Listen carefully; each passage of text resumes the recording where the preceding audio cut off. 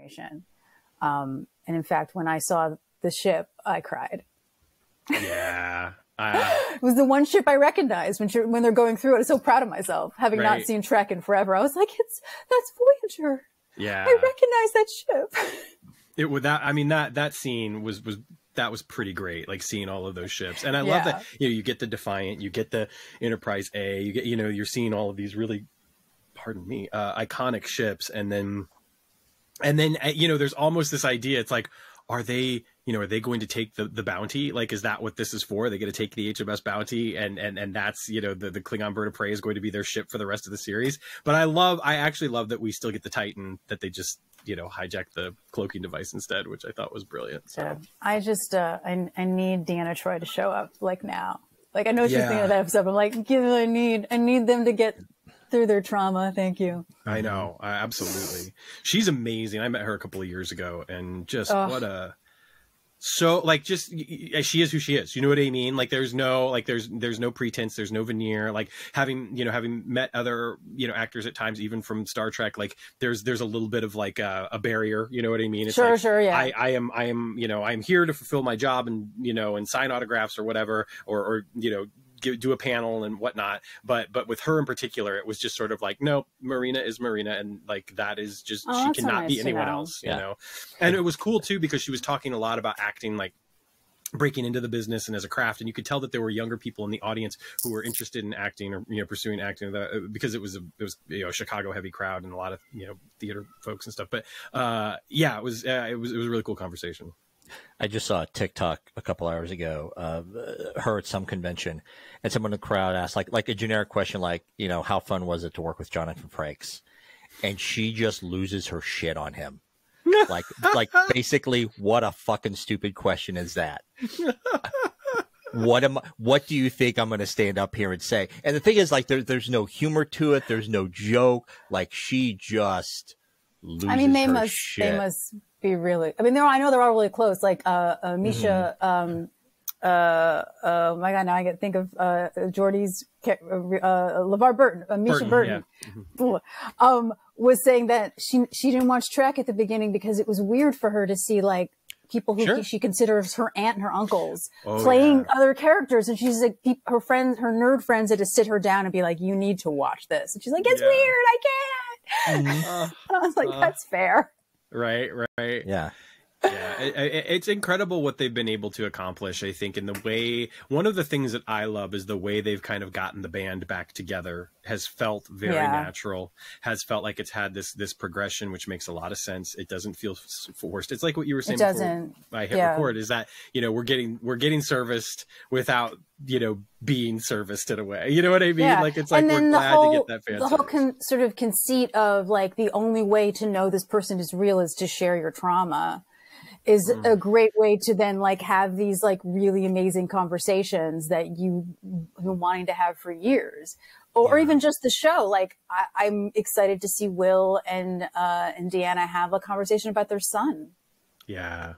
Right? Like, it's the way that it's been set up. You're absolutely right. The way that it's been set up since the very first episode, to see the way that theme is being, played out, and to see the way the characters are interacting has been incredible. And the moments between Ro and Picard are some of my favorite moments, like, of Trek, like ever. And again, someone who did not necessarily remember that storyline at all, figured everything out, was emotionally connected, sobbed through it. Like, there was nothing that I didn't understand.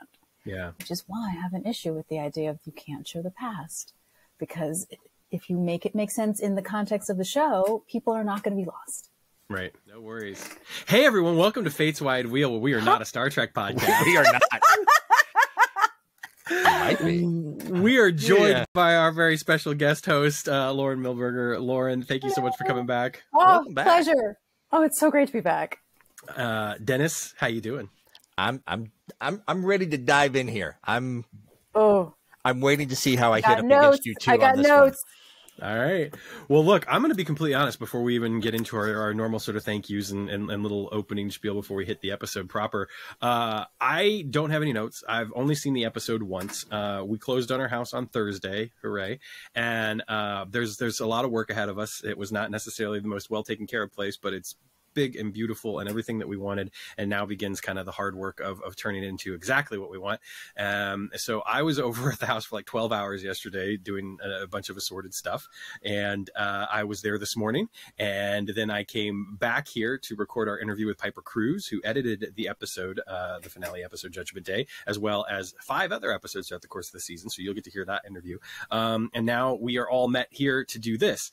As such, I am really interested, because I think we're going to have differing perspectives on the episode. I'm really interested in hearing what the both of you have to say, and responding as needed, because that's where my head is at.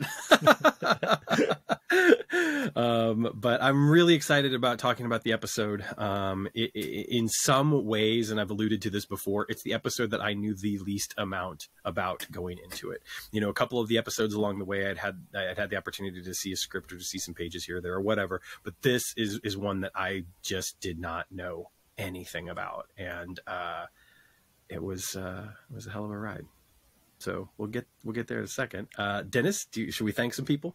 Let's thank some people, and let's dive in here. We want to thank our patrons: Owl's Place, Sleep Fan Site, Bourbon and Board Games, Carolyn, Cosplay Dad, Joanne Bartlett, Dana Bias, Rich Bork, new patron Chris, a.k.a. Brackmang. I hope I'm pronouncing that right.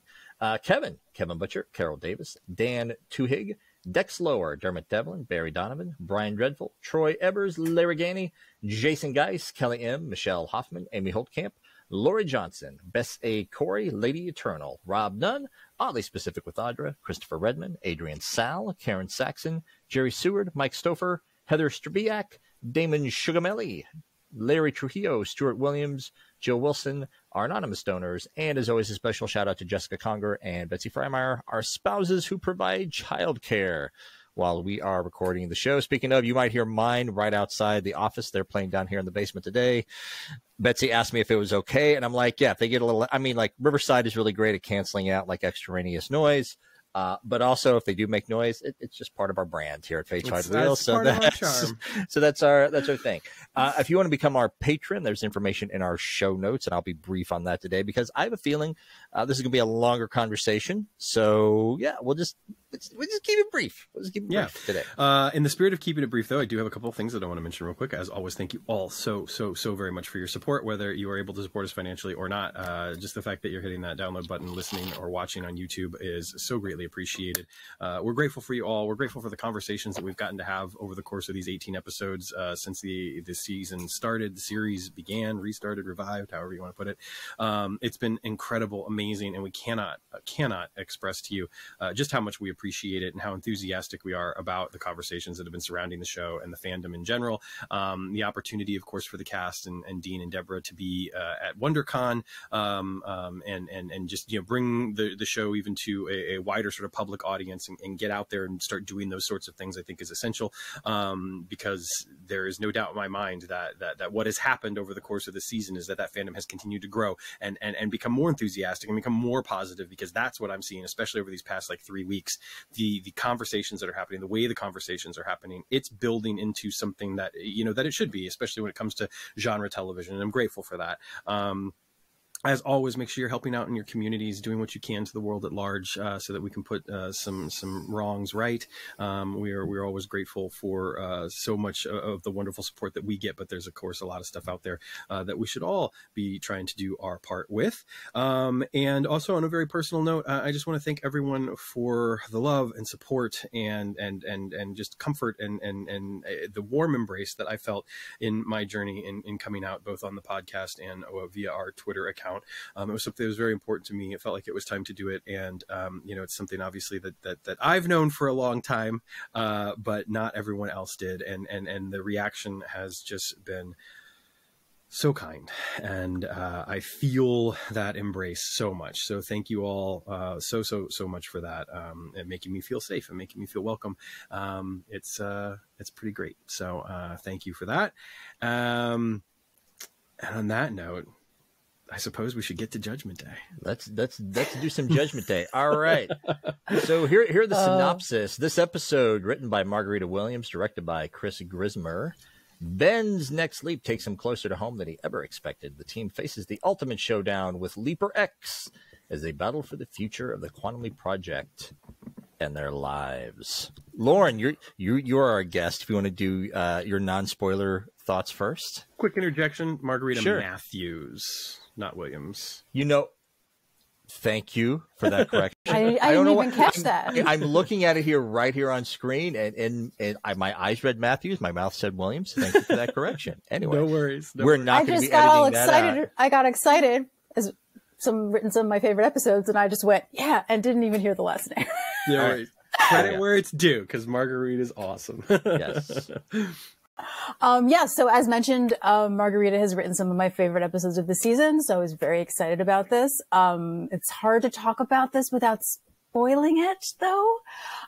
But I would say I really enjoyed it. I enjoyed what I would sort of consider one-upping, as opposed to just sort of twists, right? Like, there were twists, but I like the fact that it was sort of piled on to the stakes of it, right? That it felt like, oh no, well, it's okay, but what could be worse? Well, this is happening. Oh yeah, well, what about this? Well, it's this person. And again, try not to be a spoiler about it. And I appreciated that. They didn't necessarily feel like twists. They felt like, oh, this is just upping the stakes and adding to the plot, including some fan service that we got, which was important to the plot as well. It wasn't just mentioned for the sake of being mentioned. Mm-hmm. So I really appreciated that. I am a huge fan of closure, so it was nice to get closure on this storyline. I would say which I always hate to give as a criticism, I do wish that it had been a two-parter. But I understand behind the scenes wise, a lot of times that's not a choice. So I guess the answer is I wish that we had more. Just like, more ice cream, please. But again, like, this is going to be the part where I can't talk as much because I feel like most of my thoughts are spoilers because it's so ingrained into the plot, because it's everything coming together, literally and figuratively, the whole season coming together. Yeah. Go ahead, Sam. First of all, I think that's a really wonderful way to articulate it, because I agree with what you were saying about the twists not necessarily being twists, not in the same way that the previous few episodes have had some really wonderful twists that have kind of subverted, I think, the expectations of the viewer, have subverted the expectations even of maybe, of just the story in general, right? And the twists in this episode, they don't do that quite as much. Like, this episode does not kind of do things to say, oh, you thought we were going here, but we're actually going here. And I really appreciated that in a way, because it played almost as wild as the episode gets on occasion. It played fairly straightforward too, which I think was one of its strengths, especially in having to do so much of that work of wrapping things up and providing closure to our overarching storyline. I really enjoyed it. I thought that the performances were just fantastic. I thought Ray and Caitlin were amazing. I thought Mason, I mean, some of the stuff that they do in this episode is just superb, and really almost goes,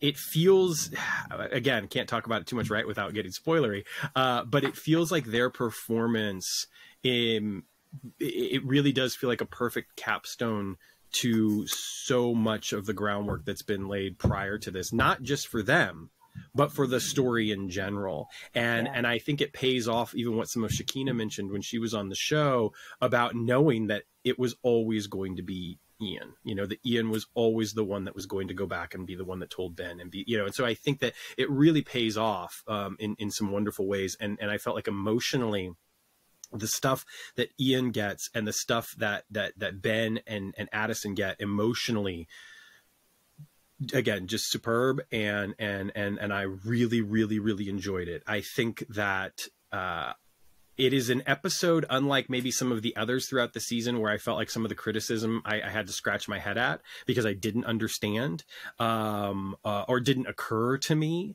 I feel like with this episode, it will be easier for me to understand perhaps where some of the criticisms come from. And the reason why is I think that even if I don't hold those same criticisms, I think when you build to something and when you finish it off, it is going to be impossible to please everyone. Oh, absolutely. And so I think that it's going to go up against those expectations. So I'm very, very interested to see what the response is going to be like at large and continuing the conversation, especially over the next couple weeks as we continue to talk about, the season and this episode in particular. Yeah, I think if I may add quick before Dennis, you get, just before I forget, I think that's a really good sort of little checkpoint or asterisk there, because I think the hardest thing for people to do, particularly in this day and age, in this culture, in the way that we consume media online, and I don't just mean like streaming, but I mean like the way we talk about it and the way that we read about it and we ingest it differently. It's just sort of par for the course. Yeah. That I think it's very hard for people to not put aside their expectations. That even if what was executed was good, I think that for some people, it's very hard to go, but I thought they were going to do this. And as we talk, I'd love to talk about where I thought it was going to go. Right. And maybe this is just me as an artist. But listen, I have to do it too. I have to remind myself, I think it is unfair to say, well, I thought it was going to go here because you're not the one running the story and you're not the one running the show. And if the way that they executed it was well executed, maybe I'm disappointed that it didn't go that way, but that's, I feel unfair for me to put on the show because that's not the story that they were telling. Yeah, I completely agree with that. No, I agree with everything you just said. Yeah. Let me bring some of those criticisms. No.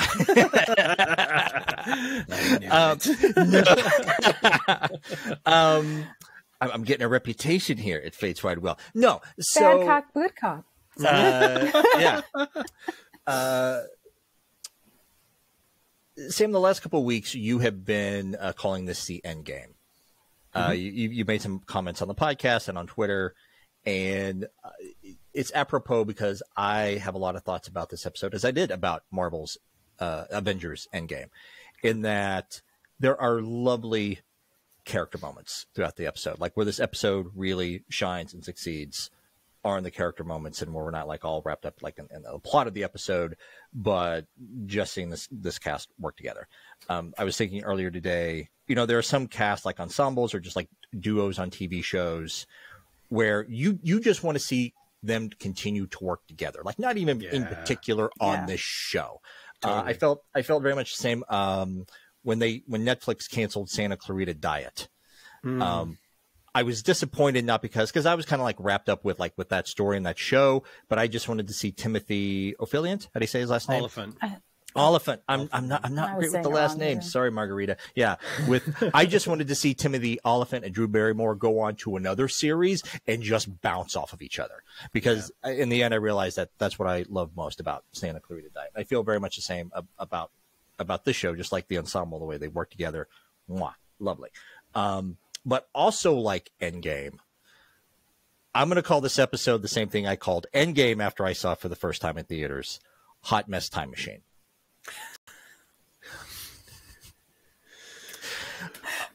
The plot of this episode, and by extension, the plot of the season, to use the phrase that you asked me to use a few weeks ago, Sam, we were talking about family style, it did not work for me.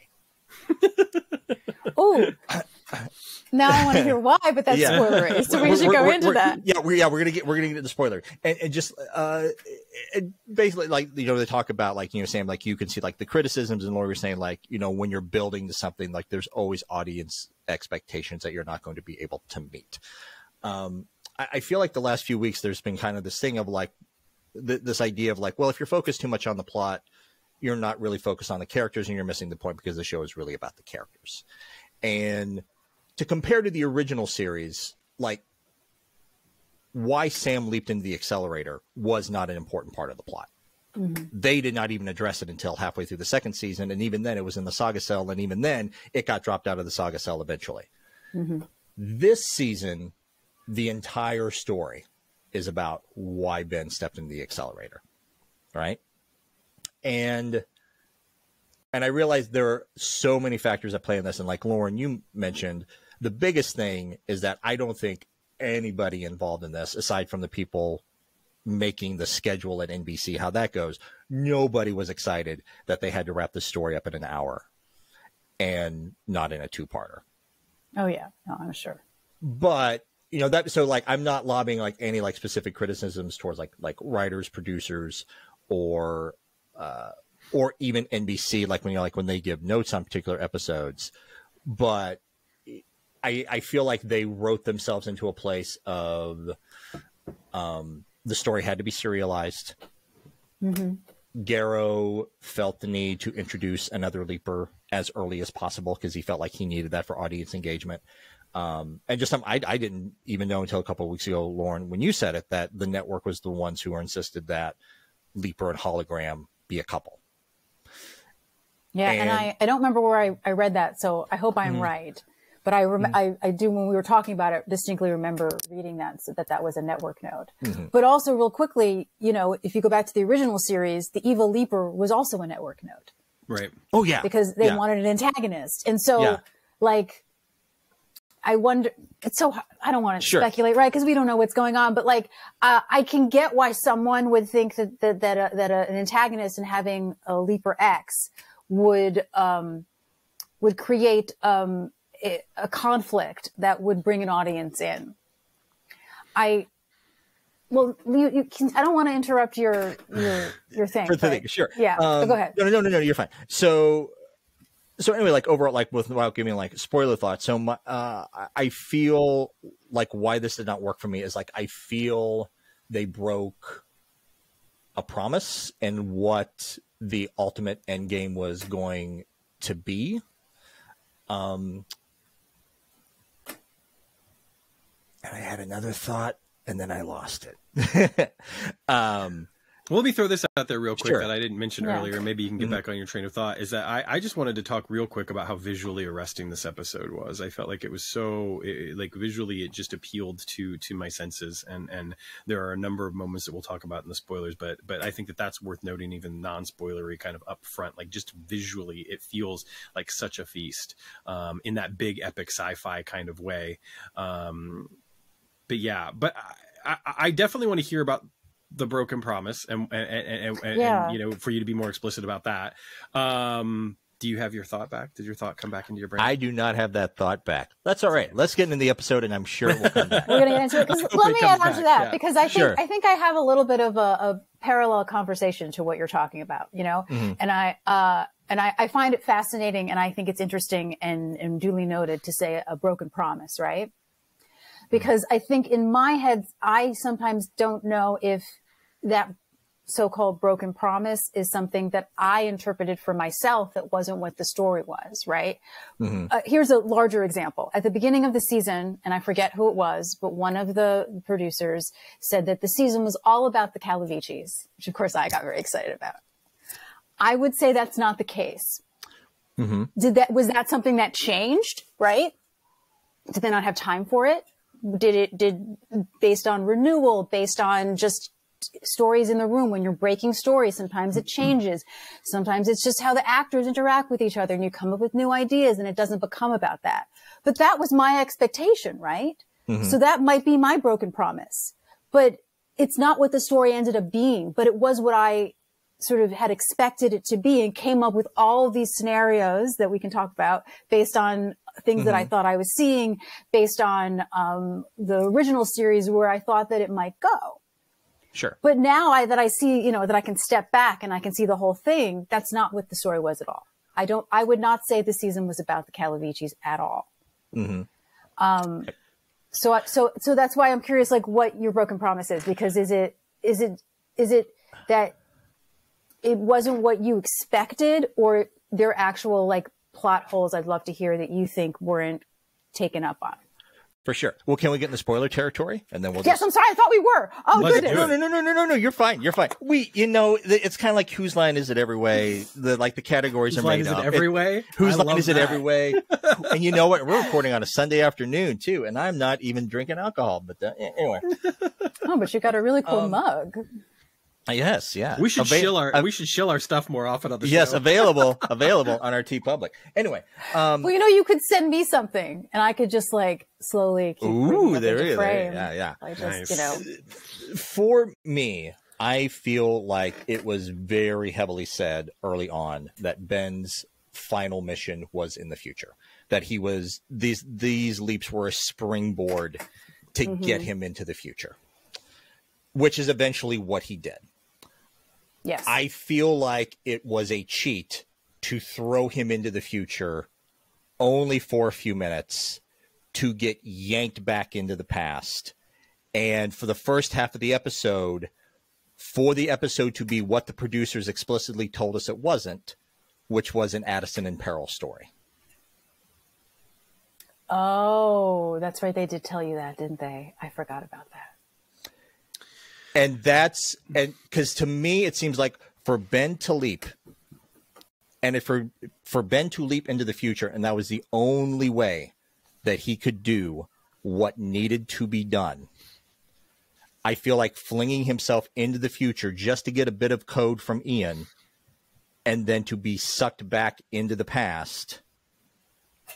Like I said, I feel like they did explicitly what they said that they would not do. That's fair. That's not how I feel, but that's generally fair. Yeah. And so broadly, not to interrupt, but just finish my thought. Sorry. Yeah, no, please. If I don't finish my thought, No, same. That's why I was like, yeah. Please. ADHD here. Yeah. Neurodivergent. Same. Anyway. Yeah. So yeah. Throughout this conversation, I want you to keep me honest and keep me in check here. I do not want to go down the path of this is what I would have done. This is what I want to see. I want to keep the conversation of these are things that they built up over the season and that they either explicitly or implicitly promised and that they didn't deliver on. Okay. Can I also say that? Sure. Don't you think that there is a difference between, within the context of a show, what Ian is guessing is going to happen in the future, so to speak, right? What Ben's mission is, because Ben doesn't remember. Janice won't tell us. Plus, we found out Janice didn't actually know, which was a big surprise to me, right? Mm-hmm. Couldn't you say that it's not that the promise was wrong? I don't want to say that because your thoughts are valid. I don't want it to sound like I'm trying to convince you against your thoughts. Yeah. Yeah. But couldn't you say that there is a difference between the people in HQ and particularly Ian trying to guess what Ben is doing and just being wrong? They were pretty close, yes. Right? Mm-hmm. I would also say, as a caveat from a production point of view, anytime you go into the future, it's really hard to watch in retrospect. Nowhere to now, run. And I would say all of the clothes in the future in Quantum Leap. Yeah. Mm-hmm. Which I think I mentioned on the show when I was a kid, I thought was so far away. And now I look back and I was like, it was 8 years? Mm-hmm. Which, of course, for a kid, 8 years is like a lifetime. Yeah. But sure. not even 10. But I digress. So I do wonder if, I don't know, this is just my point of view, is I think that anytime, it's just like watching Back to the Future 2, right? With a child who has never seen it and goes, but 2015 is in the past. We don't have flying cars. What is it? Like, it dates it all of a sudden. It makes it seem not realistic. It makes it seem far-fetched. I mean, and obviously, like, we only have, they don't go out into the world, that future changes. We don't see a lot of it. So that also helps too. But I do wonder if there's a tricky, in time travel, it's always tricky to see the future because it's going to be at some point not the future anymore and be wrong. For sure. I wasn't, and I totally get that, like, from a production standpoint, but like, I'm thinking of it from a story perspective of like, whatever Ben needed to fix, it had to happen in the future because other things had to happen before that. and he couldn't change any of that. So that's why he had to go to the future, because it was the last ditch effort. And to me, what doesn't work is that Ben in 2022, for him to accomplish this mission, he has to leap into the future, get a bit of code of Ian, and then leap back into the past. So, Like, this is not at all where I expected things to go, especially right off the bat, because for me, not only does it completely work, it completely makes sense within the context of the show that they have set out to create. Because while it was fun to think about the notion of Ben going to the future to stop whatever was going to happen, to me, that all got erased as soon as we saw the leap out at the end of The Friendly Skies, which I continually called Fly the Friendly Skies last week and was completely wrong every time. The Friendly Skies, because as soon as we saw the circumstances being the way that they were, it was clear that there was nothing that Ben could do in the future that was going to change things for the better, that he had to go to the past to do that. And the more I started thinking about it within the context of the episode, it makes complete sense. It's like, yeah, of course, like him going to the future is essential to the success of all of this. However, him going to the past is what counts, right? The idea being that we can't, in our lives, we get the opportunity to make changes every day, like in the present, right? But the idea that we would go into the future to change something for the better really doesn't make sense. Like the only way that we would actually be able to have that ability is if we could either go into the past or we make the choice to do it in the present. And so I think even, like thematically speaking from that idea, it's like Ben had to go to the past in order to save the day. And I think that furthermore, once you realize that the opposition that he's facing, it's not just that Martinez is going back to kill Addison. It's that Martinez is going back to basically destroy the project completely. Yeah. Right. And so I think that the death of Addison is the thing that compels Ben to make his choice, right? Because it's one thing for Ian to go back and say, Ben, you have to understand Martinez is going to destroy the project. Like, yeah, I'm sure Ben would be like, well, that sucks. We should probably do something about that. But as soon as Ian says he's going to kill Addison, like, yeah, of course, Ben's going to hop in that accelerator and take care of business. So I think for me, like it does make sense. It's interesting because I get where you're coming from. And the one thing that I absolutely agree with is the notion that, yes, it has been stated multiple times, even on this podcast by people who work on this show, that this was not just, Addison in peril, that Ben is going to save the damsel in distress. To be fair, I never felt like she was a damsel in distress because Addison had plenty of agency. However, I can absolutely understand your interpretation of things as being like, no, Ben pretty much leapt into the past to save Addison, and that's that, to save her life. So like, I get where you're coming from on that. But yeah, I mean, I guess to take, my parlance, right, is to say like, it worked for me. Sure. I get all of that. I totally understand, like, from plot, story, everything, it makes more sense for Ben to leap into the past to change something than to leap into the future to change something. But they set that up. And that's my whole point. But did they, I guess, is the question. Yeah, I would say that no one knows what's going to happen. The only person, and actually, no, not even, I was going to say Janice. Literally, if you take it from what we know now, since Ben doesn't have his memory, no one in the show actually knew what was supposed to happen. Plus, time was in flux because it sounds like Martinez has changed his plan, which was to destroy the whole thing and everyone along with it, not just Addison, right? So that's a possibility. I don't know if that's clear or not necessarily, but I think that's okay, right? Because it's just what he's saying he's decided he wants to do.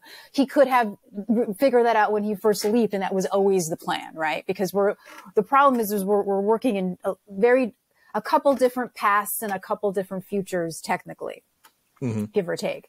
But I would say that this kind of ending, or beginning really the episode, the fact that it's very hard to leap into the past and that you're working, or is what I wrote down, which I the future. Sorry, thank you. The future was, what I meant was that Ian says you're really making the accelerator angry, and I thought, no, you're making God angry. Because when you go into the future, there's like all bets are off, right? You don't know what's going to happen. So you can't sort of have these sort of, bumpers to be able to make sure that what's not supposed to happen. It's to put right what went wrong. If you're in the future, it hasn't really, it hasn't really happened yet. I mean, I know that really Ian's there to say, well, something happened, you have to change, but it's the future. And so I think that it helps the franchise as a whole to not be able to leap into the future. And I was a little worried about that when I heard that that's where they were going. The whole idea of the slingshot is fascinating. I thought that was really cool. And I wanted to see where it went. The map, which we never went back to, which I would have liked to have seen, but still, watching that, and even, going back to the original shooting script of the finale, right? It was always weird to me that they were going to go into a bar in the future. And I thought, oh, I'm glad they didn't do that, because it kind of would have, again, ruined the realism of the show for me, that they're in some space station with aliens. It's like, even when I watch Doctor Who, I like with the stuff when they're on Earth. I'm not a huge fan when they go into, I mean, I would still watch it, but it's not my favorite thing when they go to other planets. I like the humanity of it. That being said, you open up a whole new can of worms that you can't take back if all of a sudden, he can leap into the future and then it never happens again or whatever. So I was okay with that for what it means for the franchise. And I think it's interesting that there's sort of this pull. On another note, even though this is just obviously a bunch of fan wanking, I know a lot of people were curious to know if, they would ever use some of that script, right? That maybe Al did try to leap into the future to find Sam, but maybe he got sent back. Well, hello. Right. That actually could be a possibility in the sense of that he was kicked out because he didn't belong there. Because the finale to me seems to suggest that Sam has ascended to a different kind of leaper. And whether that means that he's also an angel, right? Or it's just that he has graduated to be in a higher plane, right? As much of symbolism of quantum leap is going home, death, heaven, all that stuff, right? After you have lived a righteous path. And this is from someone who's not a religious person, but I really love that idea in Quantum Leap, to be honest. I think as a whole, that aspect of the finale really sets up a lot for the franchise of Quantum Leap. Sure. And the thing I will say, like, just in like my issues with what I felt that they promised that they didn't have aside, just that whole sequence in the future and the accelerator trying to pull him back, I thought was cool as hell. And so I totally get that. So I get all of that. To me, it was just like what they were building up. And now I remember the thing that flitted out of my, that flitted out of my head. Yes, Here we go. Bring it back. So now we're coming back. And this ties into my issues, is that I feel like there was a lot of telling and not showing. In my thoughts is that in the last couple episodes, the big reveal is that Ziggy was the mole. And basically that means that Ziggy was weaponized by the Martinez project against the old project. We didn't actually see that in action. We only heard about it. Okay. I wouldn't say that, but continue. That's not how I interpreted it. Okay. I'm open to that. Yeah. Put a pin in that. Ian leaping back into Dottie to tell Ben. We only ever heard about that off camera. Last week, and this is a thing that at the end of our discussion of Friendly Sky, Sam, I could remember, during Ben and Ian's scene in the cockpit, they established that at some point, Addison told Ben that Ian is going to leap back in time to give him information. But I don't think we ever actually saw in an episode of Addison telling Ben that that was happening, right? Did they? We never saw that. I know that for a fact, but did they? There is a scene where they show Ian the drawing and explain everything. Right, but I mean, the moment between. I'm sorry, I'm just speaking to Friendly Skies. To Friendly Skies, what's the moment that told you that Ben was aware that Ian was going to leave? In the cockpit, like while they're having like their banter back and forth, I can't remember the exact line, but Ben says Addison told me that you were going to leap back and warn me, that you were going to leap back and tell me something. See, I'm okay with stuff like that. But I see what you're saying. But to me, I feel like there's been a lot of, especially in these last few episodes, there's a lot of telling and not showing these moments. And so to me, like when you're talking about, well, maybe Ian was wrong about the final destination being the future, that's just another thing of we just have to headcanon our way into it and not be explicitly told that Ian is wrong. Well, okay, that's fair. I have to say, but in the sense that that's why I wish it was longer.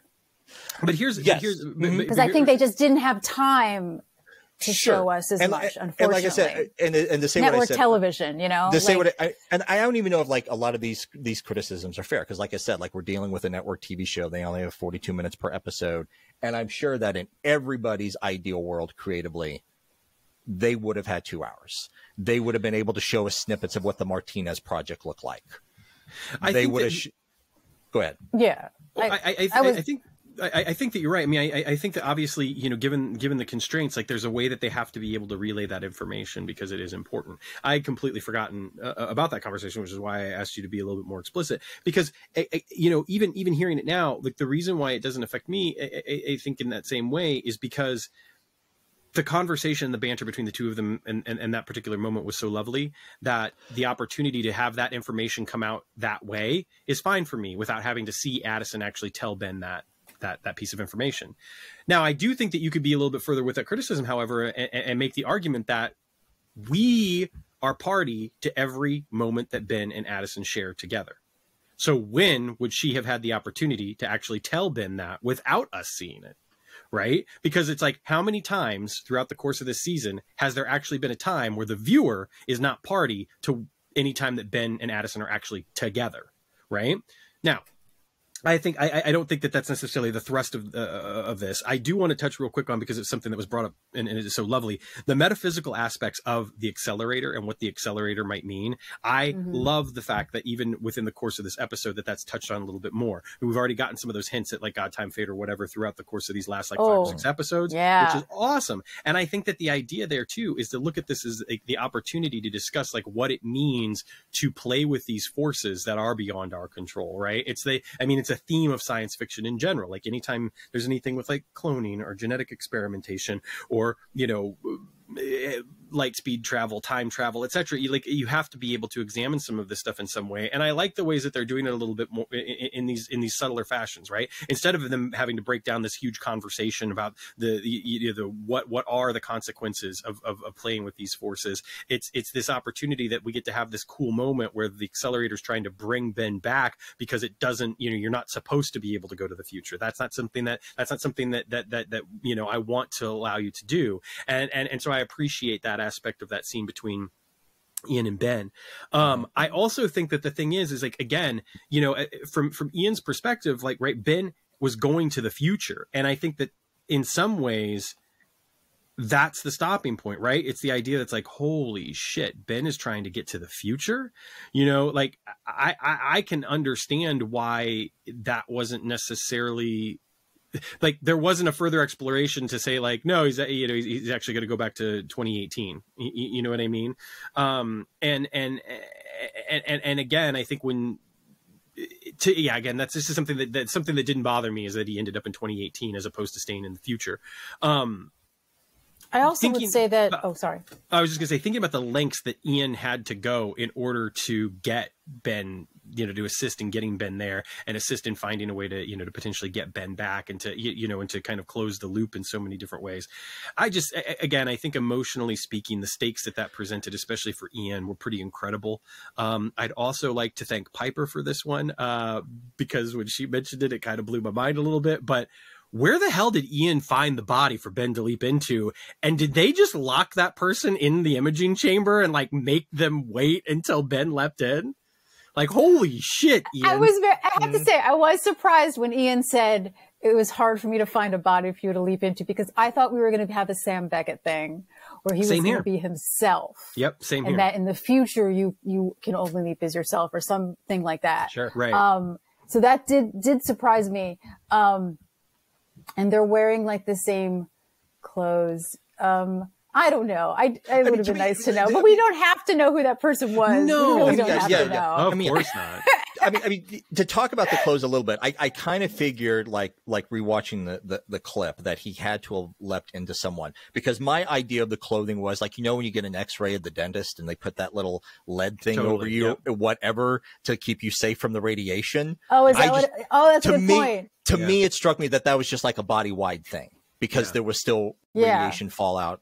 Well, it was very similar to what Ian was wearing. So like, the clothes didn't, but the clothes made me go, well, you're probably in a person, but who knows? Sam leaped into the bar in clothes. Like, I mean, it doesn't really matter, but that was like a big discussion, I think, that a lot of people had, right? Like, and you had on your podcast, which is what's going to happen in the next episode. Is he himself, or is he as a person? Yeah. And I understand why they made it a person, because it's shorthand and it's easier, and to explain the whole Sam Beckett thing and just being himself would have just taken too much story to explain that they just didn't have time for. So, but the fact that they had Ian say, it took, you don't want to understand what I had to go through to find a body for you to leap into. Yeah. Which also then suggests, like, something I also liked about the episode is that it shows you the progression, like that there's obviously been enough, in the last 30 years, enough innovations, not inventions, to the leaping, that now you can pinpoint into a particular person. That Ian can come back. Although I would say that was sort of established with Zoe and the Levo Leapers, when she says, the farther from your first leap, the harder it is. So if Ian could go back on the first one, like, I believe that. But also the fact that Martinez has a better memory. Oh, yeah. One of the things that's interesting to me about that moment is that I love the question of, when Ian says, I've been waiting for you for a long time. Yeah. It makes me ask these questions like, did they know when Ben was going to arrive, or did they not know? As I'm kind of, I think, more into that latter camp, that Ian actually just had no idea when Ben was actually going to show up. I don't think so. But I do think that it's a valid question to ask, that maybe they did know exactly when Ben was going to show up. And maybe Ian spent all of this time basically just trying to survive to get to that moment when Ben is going to show up. So I think that either of those perspectives is valid. And I love that it's kind of an unanswered question. Well, we can say that it's been 10 years since Ian saw past Ben when they leaped, right? So that I thought was like, that's the thing, is that as much as there was a lot of unanswered questions, I thought they were really good at sort of doing sort of step forward, step back, right? Like explaining something and then going, oh, I had to find the body for you. And it took me 10 years to do that. And like, it felt very purposeful, because I think at the beginning of the season, they didn't do that as much. Yeah. And people were a little confused, maybe who didn't follow the show as well. And so I think that those are very helpful, that there was always something to explain it, right? That it made sense. Anyway. And the other thing that I will add to about the show don't tell thing is that I feel like when you get to an episode like this, there are limitations, because people are expecting answers, and the only way they're going to get those answers generally is to have the characters tell you what the answers are, which is one of the reasons why I think when you set up these mystery boxes, when you have that be kind of your end game, I think that it does set you up for you have to make that sacrifice in a way. And one of the things that propels the episode and takes it so that I think, I don't know if I'm going to phrase it this way and I'm going to regret it, but it makes it an easier pill to swallow, is that it's surrounded by these incredible emotional beats and these amazing pieces of spectacle. So like, there's going to be times when Janice literally gives you an info dump and that's all it is, but it's so worth it, because it's going to get you to this emotional moment with the Threeans, which is something that. But I would also add, did you coin that, or was that Piper? Apparently I don't know if it was Piper specifically, but apparently that was what it is. I love that. Okay. If I can add specifically to Janice's info dumps, because you know how much I love my Janice, I would say that I did not see them specifically as full out just like info dumps of tell, don't show, because of who it was coming from. I agree with you. I totally agree with you, right? Because she's working this stuff out for herself in the moment as well. Yes. So we're actually seeing the character process these things and then just articulate them, which I totally agree. I guess what I'm trying to say is, like, I'm trying to kind of take that perspective of like, if this is something that you had a problem with, I get where you're coming from. I hate to say that it was a problem. Anyway, I get where you're coming from. However, what you just said, I think, is absolutely right. You know, because we're still that seeing the character make the discovery. Thing for me. You see her make the discovery, which is why it's interesting, right? Because at first I was like, oh, she didn't know. But then watching it a second time, I was like, oh no, it's good that she didn't know, because now she's in the moment discovering it. And that's always, as an actor, much more interesting to like be, you know, giving information as you're discovering it. But also on a whole other thing, in the sense of who she is, the fact that she finally admits that the reason that she was, you know, brought into the fold wasn't because of her experience as, you know, as a PhD and I forget what she does, but aerospace, right? Whatever. I can't think of the word, but you know what I mean? Or it's her experience in the fact that because of Al, we would assume she knows how to, oh, I'm so tired. I can't think of the word right now. She knows how to program the accelerator to do what Ben needs to do, right? But she also is aware of what it can and cannot do.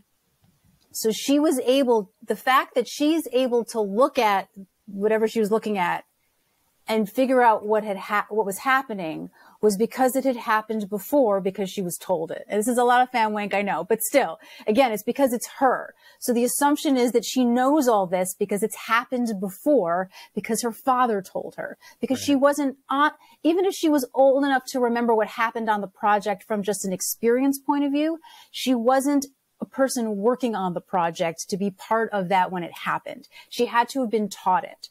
So if she knows that what the computer looks like when it tries to go into the future, that means that it happened. So all of that to me just felt like extra information that was important to her as a character and was information to give to the audience. If someone else like Ian figure that out in the moment, it wouldn't have the same leverage for me. It wouldn't have the same impact. I mean, I think that I totally see that. And I think you're absolutely right. You know, it's funny because I remarked last week that I didn't know if we would see Janice, right? I didn't know if she would be in this episode. And there was a part of me that kind of thought like, maybe that's okay. Maybe her story's, you know, done for now, right? I'm so glad that that wasn't the case, because what you just said is further proof that, yeah, I mean, her story isn't done, right? And it wasn't done. And that there are still things to learn about this character, and some of those things that we can derive from the way that she was presented, from coming to those conclusions, like you're saying, I think give her you know, even more for the future, right? Like they give us, I really think so. And I think that her inclusion and the way she was included and the way that the episode ended in particular, you know, whether people are being cagey about it or whether or not they genuinely don't know, I think that there's no way that she's not going to be in season 2, you know, in some capacity. But that said, I think that, there's no doubt that there's exposition over the course of the episode. But again, I'd like to think that it's earned by virtue of the fact that it's the finale, right? And they are wanting to wrap these storylines up. I do get that. I mean, I understand like there's the value between like some info dumping and exposition or whatever. But for me personally, what works for me and what doesn't work for me, I felt like, especially in these last couple of episodes, there have been too many key moments that in an ideal world, we would have seen those things executed instead of just hearing about them. So I get it. So anyway, we talked about, so we made a breakdown of season 1 timeline that I wrote out last night. So yeah, we kind of put the cart before the horse. So I'm just going to like hit the bullet points through here and stop and correct me if I'm missing any points. If I got anything wrong. You're going to go through the whole thing? I mean, this is long. Bullet points. Okay. All right. So original timeline, Addison was the one who leaked, right? We established that in the first scene. Ian says 2022, but we know that they were years away from testing. So either Addison leaked prematurely or Ian got it wrong, right? So we're good on that. All right. So at some point before 2041, there's some sort of nuclear war, social collapse that happens that is completely independent of quantum leap, right? Yep. Yes. Just to interject, I think that was a really cool decision to make, and actually kind of a brave one to make, because I think that it is kind of one of those subvert expectations moments in a very positive way, because it would not have been so easy to just be like, the project did this. The fact that it happens independently of the project and then the project gets kind of scapegoated for it, I think is really cool. I did actually really like that. I thought that was really clever because it's also social commentary on what's happening right now in our world. Absolutely. And I really appreciated that. Absolutely. And I took away the idea that it wasn't just the government, but somehow society in general knows about Quantum Leap. Oh, that would be cool. I didn't get that, but that would be interesting. And so they revolted against, And so I really like that. Yeah. So, but anyway, that's interesting that you, can I say something? Because that's interesting that you say that because, when I first watched it, I didn't catch that the nuclear thing was separated, and I remember I asked both of you. I was like, I need to watch it again. Was it a separate incident or was it part of it? Because I know that there's a radium ring and like all that stuff, but obviously it's not mentioned on this show, but on the last show. So that's a little balance. Like, well, they're not going to really talk about that. But the accelerator is kind of a nuclear weapon in itself, right? Right. And clearly Martinez is going to weaponize it. He's going to weaponize it, right? So, totally. Mm-hmm. Yeah. All right. So because we know that when there's a possible nuclear attack, that Ziggy can shut everything down, which obviously didn't happen because there's a big hole. Of course, we don't know where in the facility that was, right? But there's a big hole in the facility. Mm-hmm. I would say right? Sure. But I digress. So, I'm not sure where I was going, but I was curious about all of that, right? Because then that seems to imply that maybe, that Ziggy was offline or something was happening, right? Like, obviously we don't need to know all that, but it reminded me of what you were saying before. And I'm going to jump in and then we're going to leap back to our conversation. Was the whole thing about Ziggy being the mole. I did not register that as Ziggy being weaponized. I did that as just Ziggy is what they're using in the future and the past. And so Ziggy is just there. Yeah. Okay. All right. Same thing. Yeah. I don't think that they were particularly using Ziggy to eavesdrop. It was sort of just a byproduct of the fact that she's in both timelines. They were weaponizing the information. If not necessarily Ziggy fair. Yeah. Okay. Exactly. That's what I mean. But real quick tangent, and then we'll jump back into it. But now that we know that there is somewhat some quantum entanglement of like being able to like the Threans being able to reach through time to each other.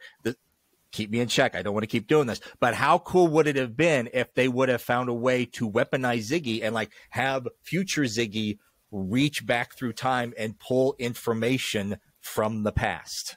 I mean, that would be cool, but Ziggy is also not an organic being. Yes, I get it. I get it. Yes. Anyway, so even despite nuclear war, societal collapse, the government still has the means to send Martinez on basically a suicide mission back to destroy the Quantum Leap Accelerator. And originally, the way I understood it, the idea was to kill Addison. But through Ziggy's calculations, every time they stopped just one person, the project continued. So they figured out it can't just be just stopping one person. It had to be destroying the accelerator. Are you saying that they leaped a couple of times? I thought that it was just Ziggy's scenario saying that's what would happen. Okay, all right, okay. Yeah. So you sure I didn't miss anything? Yeah. So it was just Ziggy's scenario said, you just have to destroy the accelerator. And Martinez leaps. No, but all the people too. Mm-hmm. That was the thing. Was it all the people? It was all the people, because that was what it was about, how we all need to work together. Was that Martinez through Ziggy had figured out that it didn't matter if you just killed one, another one would sprout up, right? It's like whack-a-mole. Like, you hit one, another one would come up. They were such a team to work towards their goal that it didn't matter if you killed one, another one would just sort of come up in its place. So if you killed Addison, Magic and Ian and Jen, but if you killed Jen, then Addison, Magic and Ian. So he felt that they had to kill everyone because they were working in tandem as a team, which of course is the thematic element that you need to work together in humanity to keep it going. Sure. So kill everyone plus destroy the accelerator. Right. Exactly. That's what I got. Excellent. We have to beg the question, why don't they leap back to the 90s and destroy the original accelerator? But let's put a pin in that for now. Yeah. I want to talk about that because I wonder if, even though, I also do wonder that even if Ben didn't tell Janice that he was going to the future, I would say either the fact that there's a nuclear winter, which I'm not sure she did know because he didn't tell her about the future, or just the idea that if someone is going to destroy the accelerator in this time, they could possibly do it in Sam's time, which means that she and her family doesn't exist. So that, anyway, but continue. I think one thing that I'll throw out there real quick is I think that part of it also might be that while there's certainly a cause and effect, right? Like obviously, like if they go back and destroy the original accelerator, then you know, how does the other accelerator ever get created, right? But because we've gotten a lot of more than hints, you know, it's been stated basically on this podcast that this Ziggy is not necessarily the same exact Ziggy as the Ziggy in the original show. As such, and because there's clearly missing pieces of information, you almost have to wonder how much Martinez's project even knows about the original project. I'm not saying they don't know about it, right? But like the minutia of it. Right. It makes me wonder. It's like, would they know exactly when to go, exactly where to go? Would they be able to plot that course? Is the easier course to just target the LA project in 2022 or 2018 rather? Is that just the easier course of the path of least resistance for their mission, as opposed to trying to go back to, you know, 1995 or whenever we want to say that the good point, because he does talk about how he has memorized all of HQ, right? Because he's been there. Right. So that's also a good point. Why go to a foreign territory that you don't know? Exactly. But I do think that if Janice knew, you can't not think, well, if they do this, then the next stop could be me. Right. I mean, I think it's also been established that, you know, that she is more like her father than she wants to admit to them, and that she's doing it for the greater good. But because what if the further piece of headcanon here is that maybe, for all we know, Martinez is destroying this accelerator is just a stop along the way to getting back to 1995 to destroy That's what I mean. Right. Yeah. It's like, if not this, you know, it's the, you know, the seeds of war, right? So to speak. Not to mean that, like, you know, the war that Janice thinks she's in, but like, you know, one thing leads to another. If, you know, you may not know it's physically going to happen, but you have to imagine, well, if they do this, then they might go and do this. And then here's some crazy headcanon, but thinking about the politics of a time war, right? And what goes into a time war, war. Right. But think about this for a second. Maybe there's also this element of the future project of Martinez's project of like, you know, don't fuck with Sam Beckett. Like, you're not prepared for that. Like, because like you were mentioning earlier, Lauren, like if Sam has ascended, right? Like if Sam is to the point now where like he just walks outside of time, you know, like, and does whatever he wants to do, maybe there's also this element of like, let's not tempt fate too much. Like, let's not mess with that project, because maybe there's some stuff that we're not prepared to deal with as a result of Sam's leaping in his experience and, you know, where he is in particular at the end of Mirror Image. So, you know, maybe it's also just this idea of like, let's not wake the sleeping giant. Let's go do what we're supposed to do, which is just take this project out, end all of this, and not worry about that earlier one. I mean, I think Paradox is also like, I thought that was really interesting because I had felt up until this episode that the show seemed to imply that paradoxes don't exist in Quantum Leap. Sure. Right? Because they never really talk about, you know, well, if this happened and this happened and that happened, it just sort of seems to write over itself. I mean, one could say that's because that's what God, fate, or time wants to happen, so it's okay. So it's interesting that Janice says that there's a possibility for a paradox. Doesn't mean she's right, because, right? It's just that's a theory that she's come up with. But now I forgot what I was going to say. Oh no. What did you just say, Sam? About not fucking with Sam Beckett. I don't know. That's it. Yeah. So I would say, put that on a t-shirt, man. Yeah, I know. Right. So I would say that,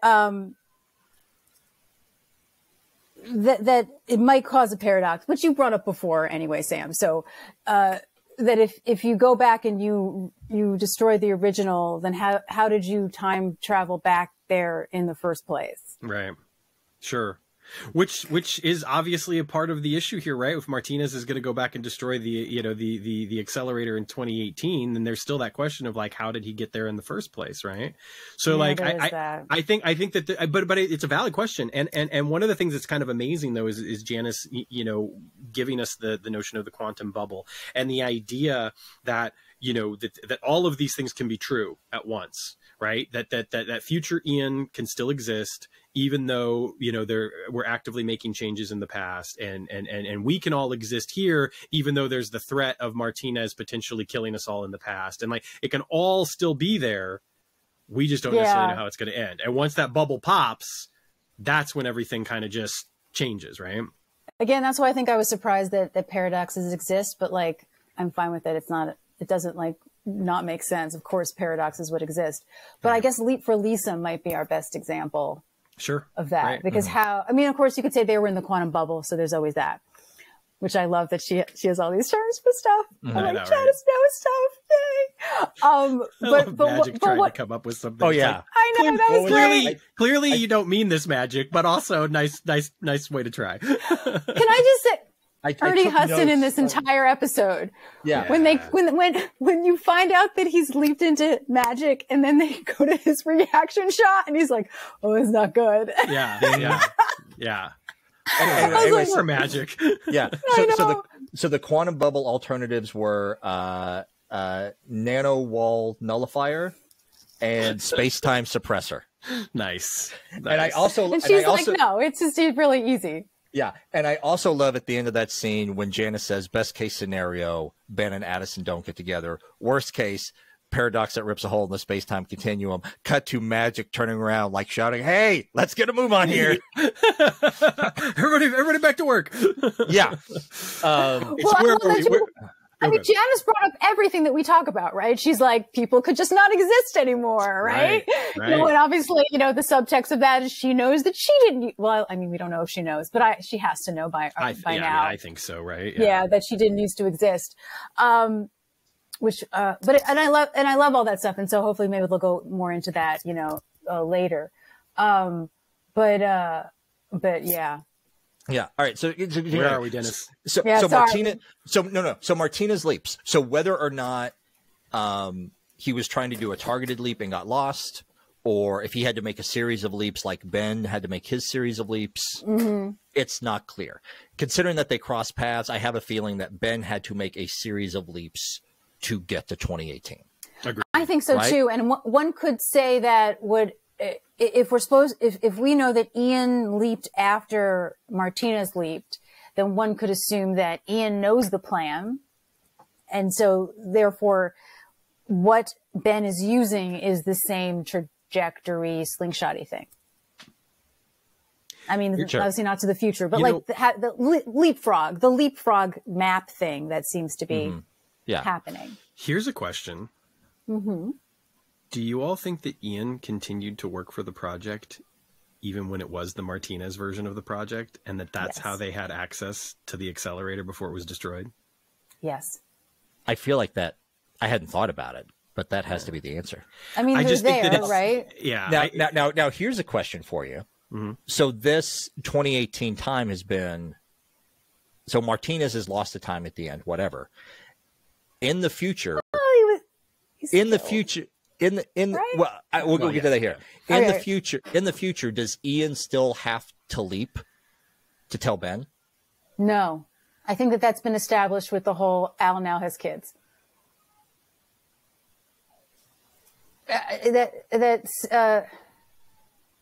Maybe I'm not explaining that correctly. It's a little vague. Sorry. I feel like that's been established in the original series already because of how everything just changes, and that if Sam hadn't been there in the first place to do it, then in the new future, is he then going to not leap and do that? Right? Like, cause then, every leap would have to be erased and redone again. Like, were there all completely different leaps when, Al had kids? Like, it seems to me like the fabric of time just sort of repairs itself around everything. However, that's the only way that it could really work, I think, based on how the show works. Well, here's the interesting part, right? And this is the thing that if they never explore this or touch on it at all, I'm fine with that. If they decide to, it's obviously some fertile ground for storytelling, because we have the bootstrap paradox, right? If Ian doesn't go back to tell Ben, then Ben never leaps. And if Ben never leaps, then Martinez, mission accomplished, right? So Ian, no, if Ben never leaps, then Addison leaps, which is Martinez's original history. See, okay. Is it? And here's why I say, but wait, no. But let me finish though. Here's the thing. Maybe it is from Martinez's perspective, but maybe it's not from the future project's perspective. And the reason I say that is because if Martinez leaps thinking that it's Addison is the leaper, right? When Addison no longer becomes the leaper, but Martinez has already still leapt, like if it was as simple as that, then the minute that Ben leaps, everything should have changed. But because it didn't, then that implies to me that the future project still always would have put Martinez in the accelerator.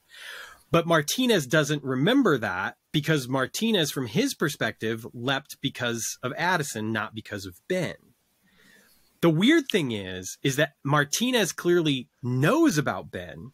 So it makes you wonder if Martinez is just privy to the knowledge that Addison was the original leaper, but knows that Ben is the one that actually leapt and not Addison. And so now this iteration of Martinez is actually there to stop Ben, which is why this iteration of Martinez is also there to just blow up the accelerator, because if I blow up the accelerator and kill all of these people, then nobody gets to leap. All right. Which, of course, creates the paradox for future Martinez never having the opportunity to leap because there's no accelerator for them to leap from. For sure. Now, I want to interject and ask this. When we talked to the Friendly Skies watch party? Yeah. Or no. It was when Dean and Caitlin and Drew joined us. Mm-hmm. We asked very specifically if Martinez had a hologram, because people were asking that on Twitter. Oh, right. Oh, and they said that they had tell me if I'm misremembering this, Sam, but they said that they had a very clear idea of who Martinez's hologram was. So I thought that we were going to get this answer in the final episode or at some point in the future. No, it was not said that they have a clear idea of who Martinez's hologram was. They could answer the question of whether or not he had a hologram. Oh. And I thought they said yeah. Spin room. No, I don't think they said yeah. I mean, I would have to go back and listen. The reason that I bring it up now is that if history is changing, a hologram informing Martinez of this, that's a great plot device. Totally. Completely agree. But now I have to work under the assumption Martinez never had a hologram. And that by that point, they figured out a different way to either get information to him, or they figured information was not necessary. I think that the thing is much. This goes back to what was said earlier about the fact that Martinez does not have a Swiss cheese memory in any respect. Is that Martinez is a soldier, right? Martinez was given his mission, and Martinez was sent into the past to complete his mission, and that's all there is to it. There was no he didn't need a hologram, basically. What are you doing outside? We're taking care of it. Taking care of it. All right, I'll be out there in a little bit. We're just cleaning out. All right, we'll be out. You're cleaning outside. Thank you, buddy, for the update. Tell Mama we're still recording. Hey, welcome to Face Wide Wheel. This is our personal brand. We're not editing that out. Anyway, I'm sorry, Sam. You were saying the clip. No. Yeah. The beautiful little voice. No. So I mean, the thing is look, this is the incredible thing, in my opinion. We can ask all of these questions, and we can make all of these suppositions about how the time travel works, whether or not there's a paradox, what the result of the paradox is, et cetera, et cetera. And that provides fertile ground for them to explore in season 2 and beyond. I do think, however, that there is certainly something to be said for the consequences of these actions. I do think that there is that is something that can be, and I think maybe, who knows, in the future addressed, right? That by doing all of this, they did mess with that future time in some way. And because that future time had such an impact on Ben's decision to leap, what does that mean, right? What does that mean? And is this a case of is the hint of the accelerator being pissed at Ben for going into the future a hint at the accelerator perhaps protecting time in some way, right? And kind of saying absolutely. Hey, look, I'm not going to let things fall apart. We're going to let things kind of lie, even though things are a little screwed up as a result of what just happened. And what kind of consequences will that have, in season 2, which is all, guesswork at this point. But I think that aside from all of that, the thing that's the most important to me was the emotional core of the episode and what it said about our characters. Mm-hmm. And the moment with the Threans and the moment with the kiss in the past, those two moments were so emotionally satisfying for me and helped to really just take that arc, which we knew based off of what Shakina had told us, that Ian, you know, was always going to be kind of the key, and really fulfill that promise, while also giving us that piece of romance, that piece of, you know, of feeling like we've been waiting all season long to get the two of them together again. And it does it in such a unique and wonderful way that is at once fulfilling and frustrating, because we know that that's technically Addison's past, right? And so it's not really Arbin and Addison together having that kiss. And yet it is so, it's like they're together, they're touching, they're kissing. This is amazing. This is wonderful. Oh, but, you know, so it's a anyway. great conceit. It's a great conceit. I agree. Because what do you do with a show where your two romantic leads can't touch?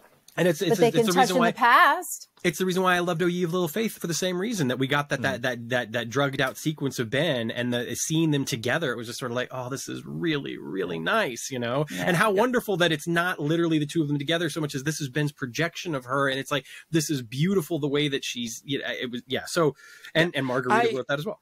Sure. I do understand all of that.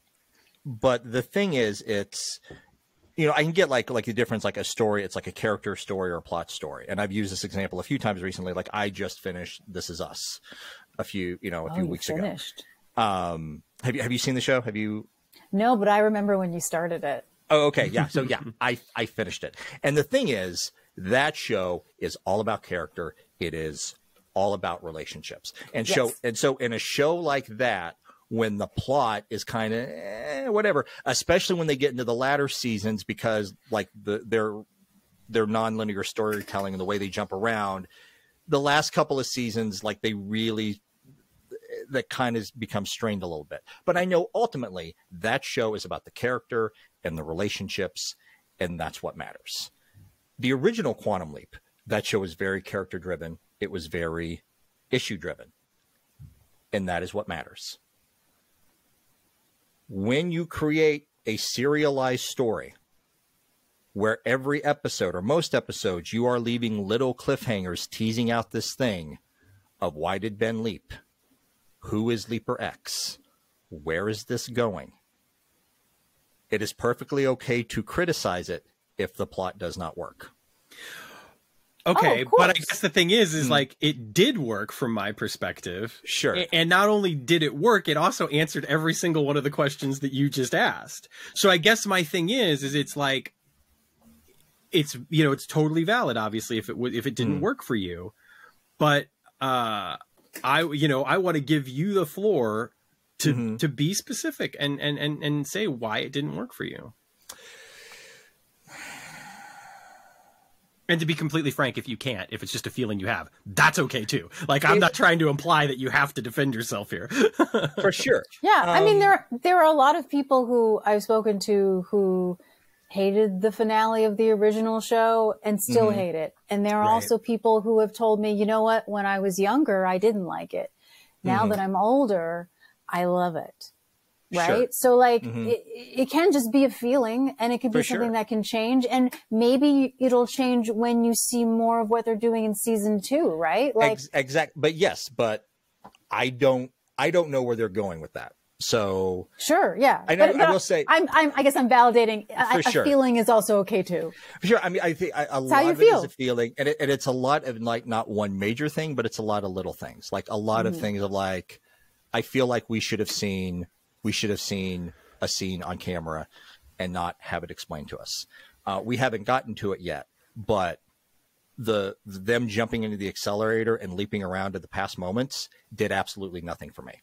It was a lot of dazzle camouflage to show me they did not know how to end the story.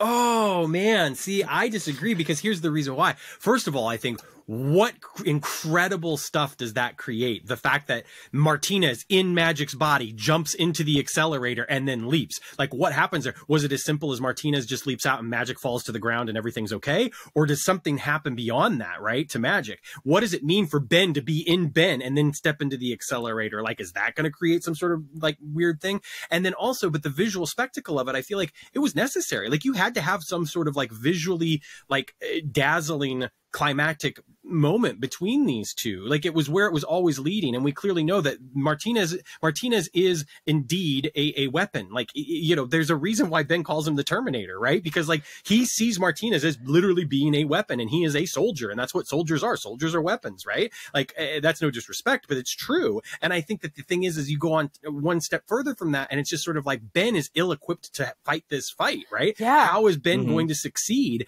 And when they're going through time, when they step into the accelerator and it causes them to bounce through time on those leaps that they shared before, I just thought it was a cool bit of storytelling.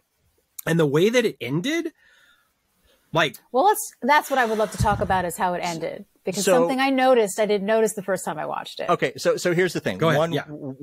Two reasons why it didn't work for me. One, in every single one, they leap into scenes that didn't actually exist in those episodes. Those characters were never standing in those places in those moments. So are we supposed to, like, the accelerator threw them and they kind of threw the characters together into the room or onto the balcony? I mean, I think that the thing is, I thought it was after he leaped out. I didn't think that those scenes were literally from when they leaped. Just the location and the host's bodies were the same. I think that Ben Interrupted, it would have to have been at some point either prior to or during the actual leap, because that one, yes, because he wouldn't have been the same person. But the last one I felt was after. I think it could very well have been. Yeah, I don't think there's any reason for it to not have been. Sure, but yeah, I mean, it's like, to me, okay, cool. We're leaping back to previous leaps for them to continue a fist fight. Cool. And at this point, they're jumping back and forth with the ENs, and you know that they're introducing the cheat code, and the cheat code is like, they're going to go back and reset the thing. Mm-hmm. You know, as soon as they mention the cheat code, you know that none of this matters, because Ben is eventually going to leap back to the start of 2018. Yeah. And then in the middle of the fight, just as Martinez is about to shoot Ben on the balcony, the character from Salvation Army shows up out of nowhere and shoots Martinez in the back. So here's what I'm going to say, because first of all, again, I saw a lot of criticism coming. I saw a lot of criticism coming, and this is something that I know people are going to be divided on. Here's why I loved it, and here's why I think it does mean something. The whole point of this season and how Ben has been set up as a character is that he is someone who brings people together. His mission in Salvation or Bust was so incredibly important that he had to change the course of this city's history forever. And at the end of the day, he not only accomplished that mission, he did it in such a way that when he is under threat, now all of these people that he has caused to come together, all of these people that he has helped and saved, in the end, Frankie represents. She's like the representation of all of that. And she is able to save Ben because Ben couldn't save himself. But, and I agree with all that, because the show is about being a group and working together, and that your home is really the people that, you know, you come from. And I think I've talked about this before about, you know, I really think the show is setting up about, you know, the people who are left behind, whereas the original Quantum Leap was a lot about the missing in action soldier who is Sam, and also paralleling as Al. But I would say that Ben closes his eyes, and here's the question. Did he pray? Again, I'm not a religious person. Yeah. I'm talking about in the context of, you know, Martinez keeps saying, you know, do you really think the accelerator is on your side? He's, you know, you're only the hero of your own story. He means God, right? Or time or fate or whatever in the history of, I know it's not explicitly said, but Ben closes his eyes. Does he pray for help? Because he sure gets it. Right. Here's my thing. If you want to make that point, do it in all three leaps. He leaps into the mental institution. Martinez starts to get the better of him. The residents of the institution, they jump in and start helping. They leap. Okay. All right. Let me finish. They leap. They get onto the deck of the battleship. The other soldiers start to get the better of Martinez. They leap. Every leap, people come in. The people that Sam has helped, or not Ben, but people that Ben has helped, they jump in. They start helping. They leap. They jump in. They arrest that in. man. I mean, that's the thing. They did that man. Yeah, but then I think because here's the thing. He terminators them. Exactly. And I think that's the point, right? Is it's like, it's clear that, you know, God, time, fate, or whatever, the accelerator, however we want to characterize this, it's clear to me anyway, that, you know, oh, no one can help Ben when they're in the asylum. Oh, okay, let's put him on the ship. Oh, he gets the best of the soldiers. Okay, let's put him in Salvation. And then that's where, you know, that's where things go Ben's way. I would also argue, I will say, in fairness, I think in their ideal world, I would love to know this. In their ideal world, in Salvation, it wouldn't have just been the one character. It would have been down on the street, and it would have been the townspeople rushing in to help him. But they did it up on the balcony because we know from having talked to Dean, like what an ordeal was, like producing that town was. Sure. For that episode. Yeah, I'm sure they couldn't reach to do it. So I'm sure being up on a balcony was a production choice, because that and the small street scene that they showed us below was the best that they could recreate. And to be fair, the other thing that's really cool about both of the leaps that they, you know, that they used in SOS and in Salvation or Bust, because it's possible, obviously, with how close Ben Interrupted was shot, it'd be interesting to know this. But you know, it's possible that they actually shot those scenes for Ben Interrupted. The thing about SOS and Salvation or Bust is those sets are so easily and readily available to them because they built the bridge on set. We know that wasn't the ship. We were told that when we talked about SOS, and we know with Salvation or Bust that's a lot that they've had, you know, so they can just easily have access to that. So the other thing that I will say is, and the reason why I don't agree with the fact that it means nothing, and I think that this is kind of the cool thing about the cheat code, and it's the cool thing about what Ian does and how Ian sets everything up, future Ian sets everything up, is that Ben, in order for Ben to succeed, Ben first had to fail. It's the whole reason why Ian developed the cheat code. Because if Ben went back and got it right the first time, there's no need for the cheat code. Ian knew that Ben was going to fail the first time around. Okay, and so Ian knows that the only way to do it is to develop the cheat code so that Ben can get 2 playthroughs, basically. So help me, because I was confused, like how that played out. So help me work through this here. Future Ian goes back, leaps into Dottie, tells Ben he needs to leap to save Addison. At this point in time, Ian has not figured out the cheat code because they say it took them 10 years to develop that. Right. So they leap back.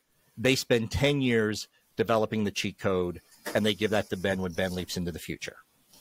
Yes. Yes.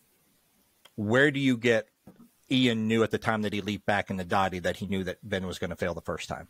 Because these are 2 people who duet on Under Pressure. Also, I'm serious. I'm serious. Hold on, These are 2 people. Oh, I want to tell you a quick story about Under Pressure. Give me 1 second. I want to tell you a quick story about Under Pressure, though. Tell me about Under Pressure. This is something that's that's actually kind of cool, and I have no idea if it was something that was intentional or not, but it works in my brain. The recording of Under Pressure, they you know, Bowie was in town. They knew that Bowie was around. They wanted to do a song together. They came into the studio together. They kind of worked on the song. Bowie went away. And there was some question as to whether or not Bowie was going to show back up. Like, Queen is sitting around the studio kind of thinking, like, isn't David supposed to be here? And then all of a sudden David comes in, he goes into his booth, and they're all like, do you want to hear the song? And Bowie's like, nope, just hit play. And they start playing the music track, and Freddie's in the other one. They had no idea, other than the basic framework that they had worked out, they had no idea who was going to sing what when. And they just went in and they just did it. And it was pretty much all Bowie. Like Freddie kind of it was like Bowie just did that, right? The point I'm trying to make here is it's like these 2 people are clearly extremely close. Ian knew that if Ben had the opportunity to go into the past, he was probably going to screw it up. He knew that Ben was going to sit there and look at past Addison at one point, and Addison was going to be like, what's going on? And Ben would not be able to help himself by saying, like, you're in danger, I'm from the future, and I have to, and we have to get out of here. Like, Ian says it. you could never stay on goal, on message. You can stay on mission. Yeah. Mission. So Ian knew that was going to happen. And so that's why Ian made the cheat code. And I think that it's just like, it's a matter of like, again, it's one of those things that we have to accept for story purposes, right? We have to accept that it took 10 years to make that code. It took 10 years for Ben to come back. It took 10 years, like that's just one of those conceits, right? So again, my point is it's like, the cheat code was created because Ian knew that Ben was going to mess things up the first time around, and that the only way to keep things from just going kablooey and changing everything forever was to create the cheat code. I would also say that the Ian that leaped into Dottie only knew Addison as the leaper. So the information that Ian had when they were in Dottie and told Ben is different information than Ian would know when Ian stepped out of the accelerator and was out of the quantum bubble time. Because, when Sam leaped home for that one time, it took him like, a couple of hours for like all of his memories to sort of coincide and come back. It also took him a bit to remember that he had a wife.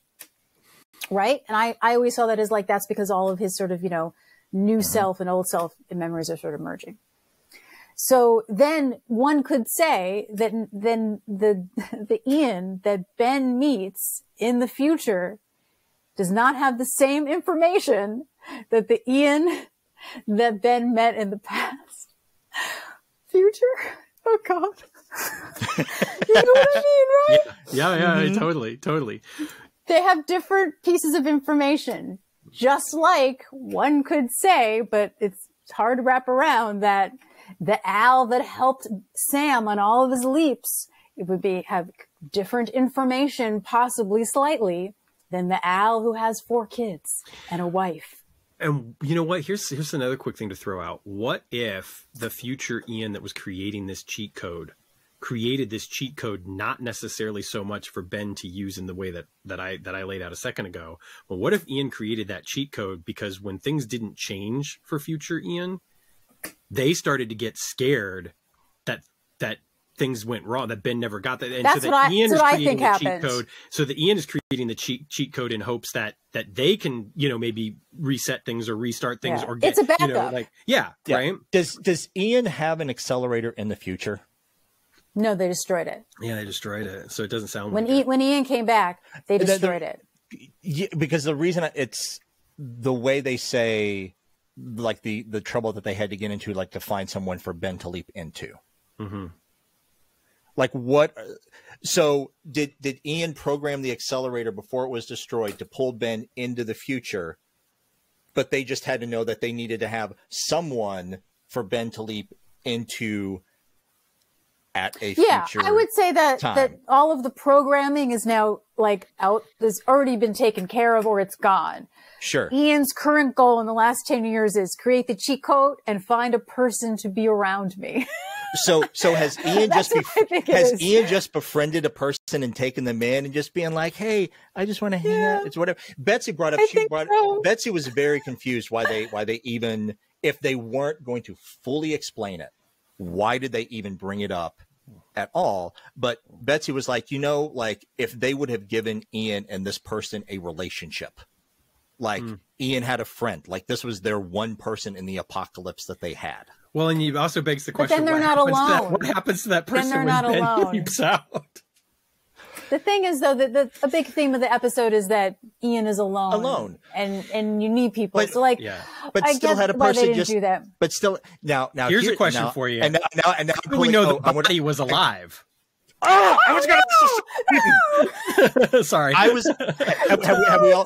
Have we all seen Multiverse of Madness?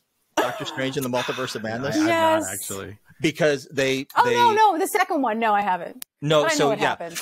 So they go universe jumping, and so in the end, Doctor Strange has to possess his dead self from another universe. Oh God.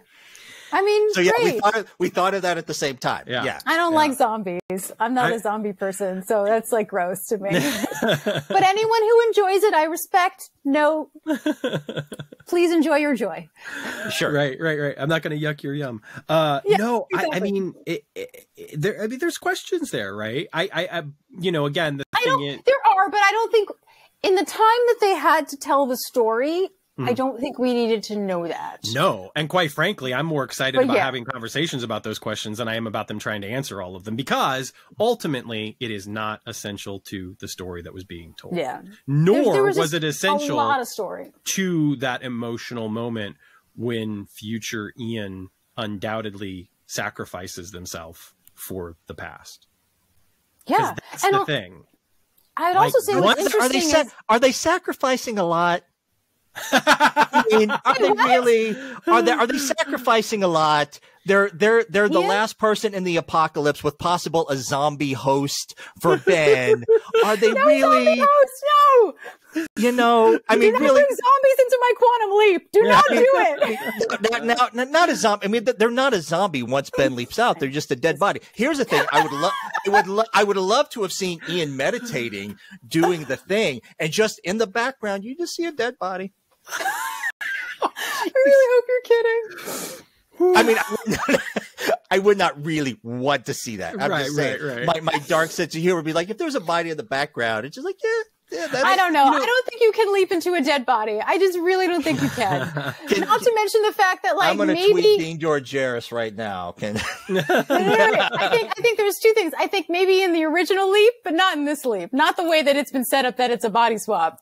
No, I think it's impossible. I can't believe I'm talking about this, but I think in the original leap, if Sam can have no legs, he can leap into a dead body. Right. Totally. Yeah. Although weren't they supposed to do an episode where he leaped into a ghost? And they never did it. I mean, I've heard so much ghost, baby, cartoon. Like, there's been many things thrown around. I remember reading specifically during the 5th season of Quantum Leap. There was a small TV guide blurb that specifically said if they got picked up for a 6th season, Don Belisario was going to do a cartoon leap. Yeah. And I do remember that. I remember. And when he was questioned about like the logistics of that, like how does that work, and basically he said it was my TV show. I'll do whatever I want. Some of these shows just have a cartoon episode. They just don't explain it. Sure. That would have been fine.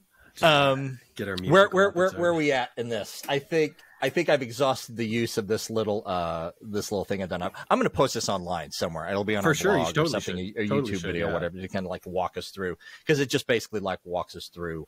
No, it's great. Well done. I think in the first season. I think some things that we can infer to not completely disregard the work that you did and the discussion therein of it. Some of the things that we can infer is the fact that Martinez and Ben did meet in synchronicity. Like, they were not meeting out of time. In other words, when they first met in Salvation or Bust, that was really the first time they ever met. When they saw each other again in SOS, that was the second time they ever met. And then when they saw each other in Ben Erupted, that was the third time, and this is the fourth time. Like, they obviously did meet in sequence. This was not a, River Song and the Doctor sort of meeting out of time kind of thing. Yeah. Which is fine. I loved it. I think we can also infer that, again, that Martinez did not have a hologram, that he was a soldier on a mission who knew his mission. He'd memorized his mission. Now, I do think that the question that's left open, though, is that are we to believe then that Martinez, because I was wondering about this, because I feel like the episode stated pretty much that Martinez was literally going around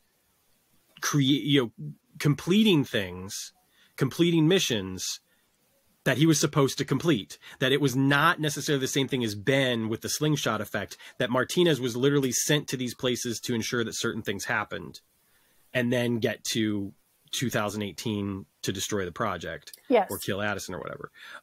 Which I thought was an interesting take. Like, I thought it was an interesting take to say that, that Martinez's mission was to go do these things, as opposed to Martinez is, on a slingshot trajectory, just the same way that Ben was.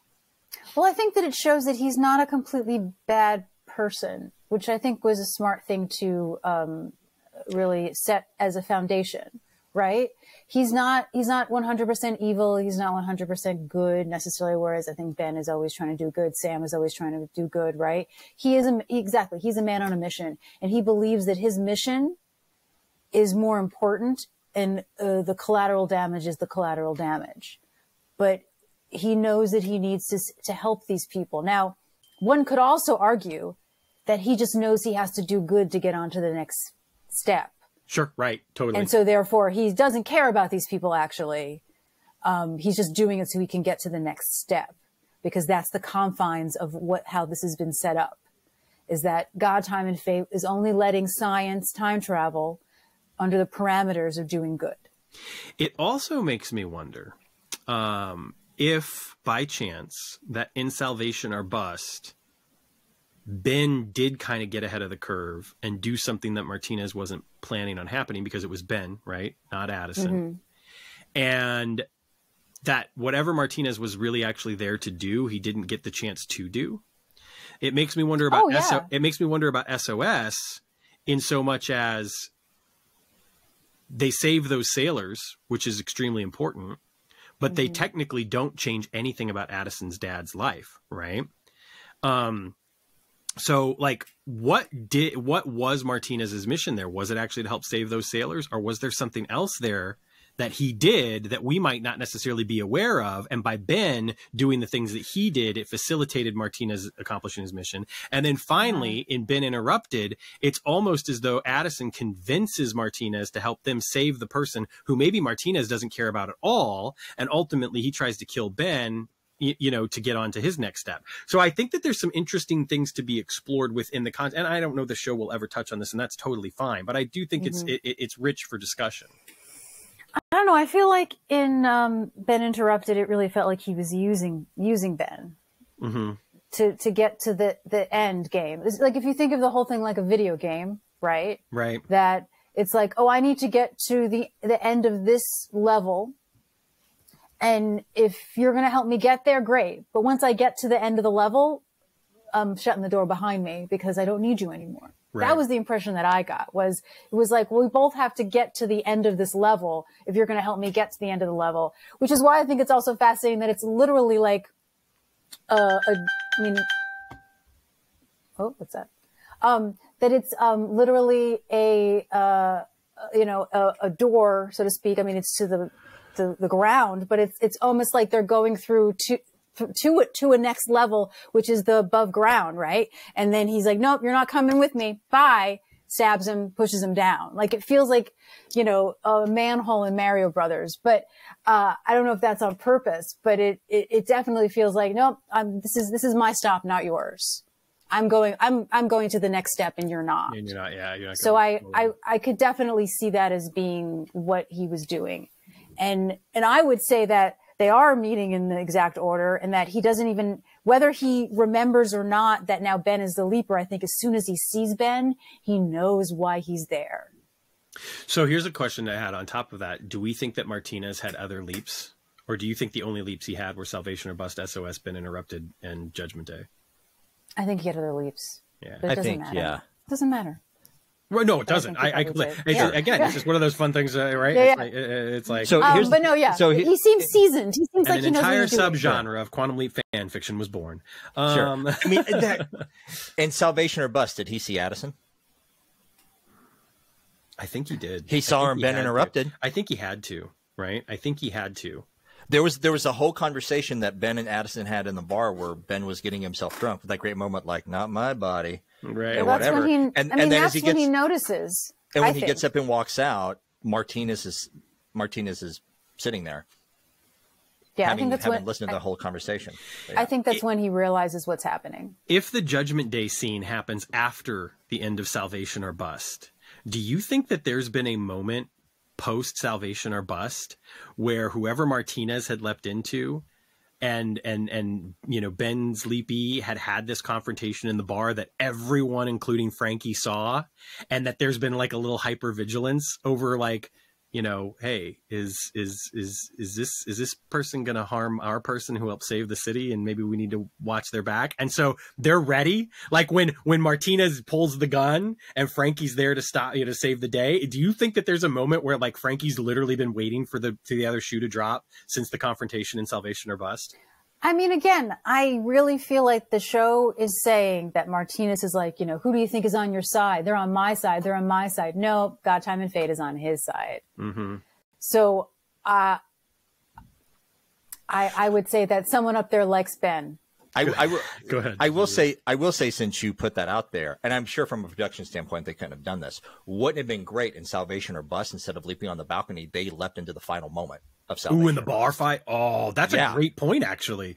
That would have been cool. Have the fight, I mean, Right? if you'd have done that, have the fight, and then have Frankie shoot him in the back then, no notes. Love it. Right? I mean, look, here's the thing. Like, yes, that would have been really cool. And given production constraints and given all that blah-de-blah-de, like, it's like, I'm fine with the way that it did happen, but no, you're right. I mean, that would have been really cool. And I think that it would have played. The other thing that I'll say to go off of the idea that, like, God, time, fate, or whatever being on Ben's side versus being on Martinez's side is, even if you separate that out, even if you decide to take that metaphysical kind of spiritual sort of aspect away from it for a second, I think that it's also a really lovely statement that, Martinez is alone and Ben is not. Oh, absolutely. Yeah. That Martinez is has to the point that he made sure they destroyed the accelerator after he got in. So there is no way out for him. And I think that it makes a really lovely statement about the fact that, again, the people whose lives Ben has touched along the way are the people that ultimately are there for him, supporting him, trying to, help him complete his mission, saving his life for all the lives that he's saved. It's actually a really lovely statement about Quantum Leap, and it gives a sense of satisfaction that I feel like we never really got in the original series. Like, the only cookies that Sam got along the way, which are big cookies, don't get me wrong, were saving his brother's life and being able to save Al's marriage. One can argue all day about the leap back. Wait, his wife. You forgot his wife. No, I didn't, though, actually, because here's what I was getting ready to say. One could argue that in the leap back, Donna, right?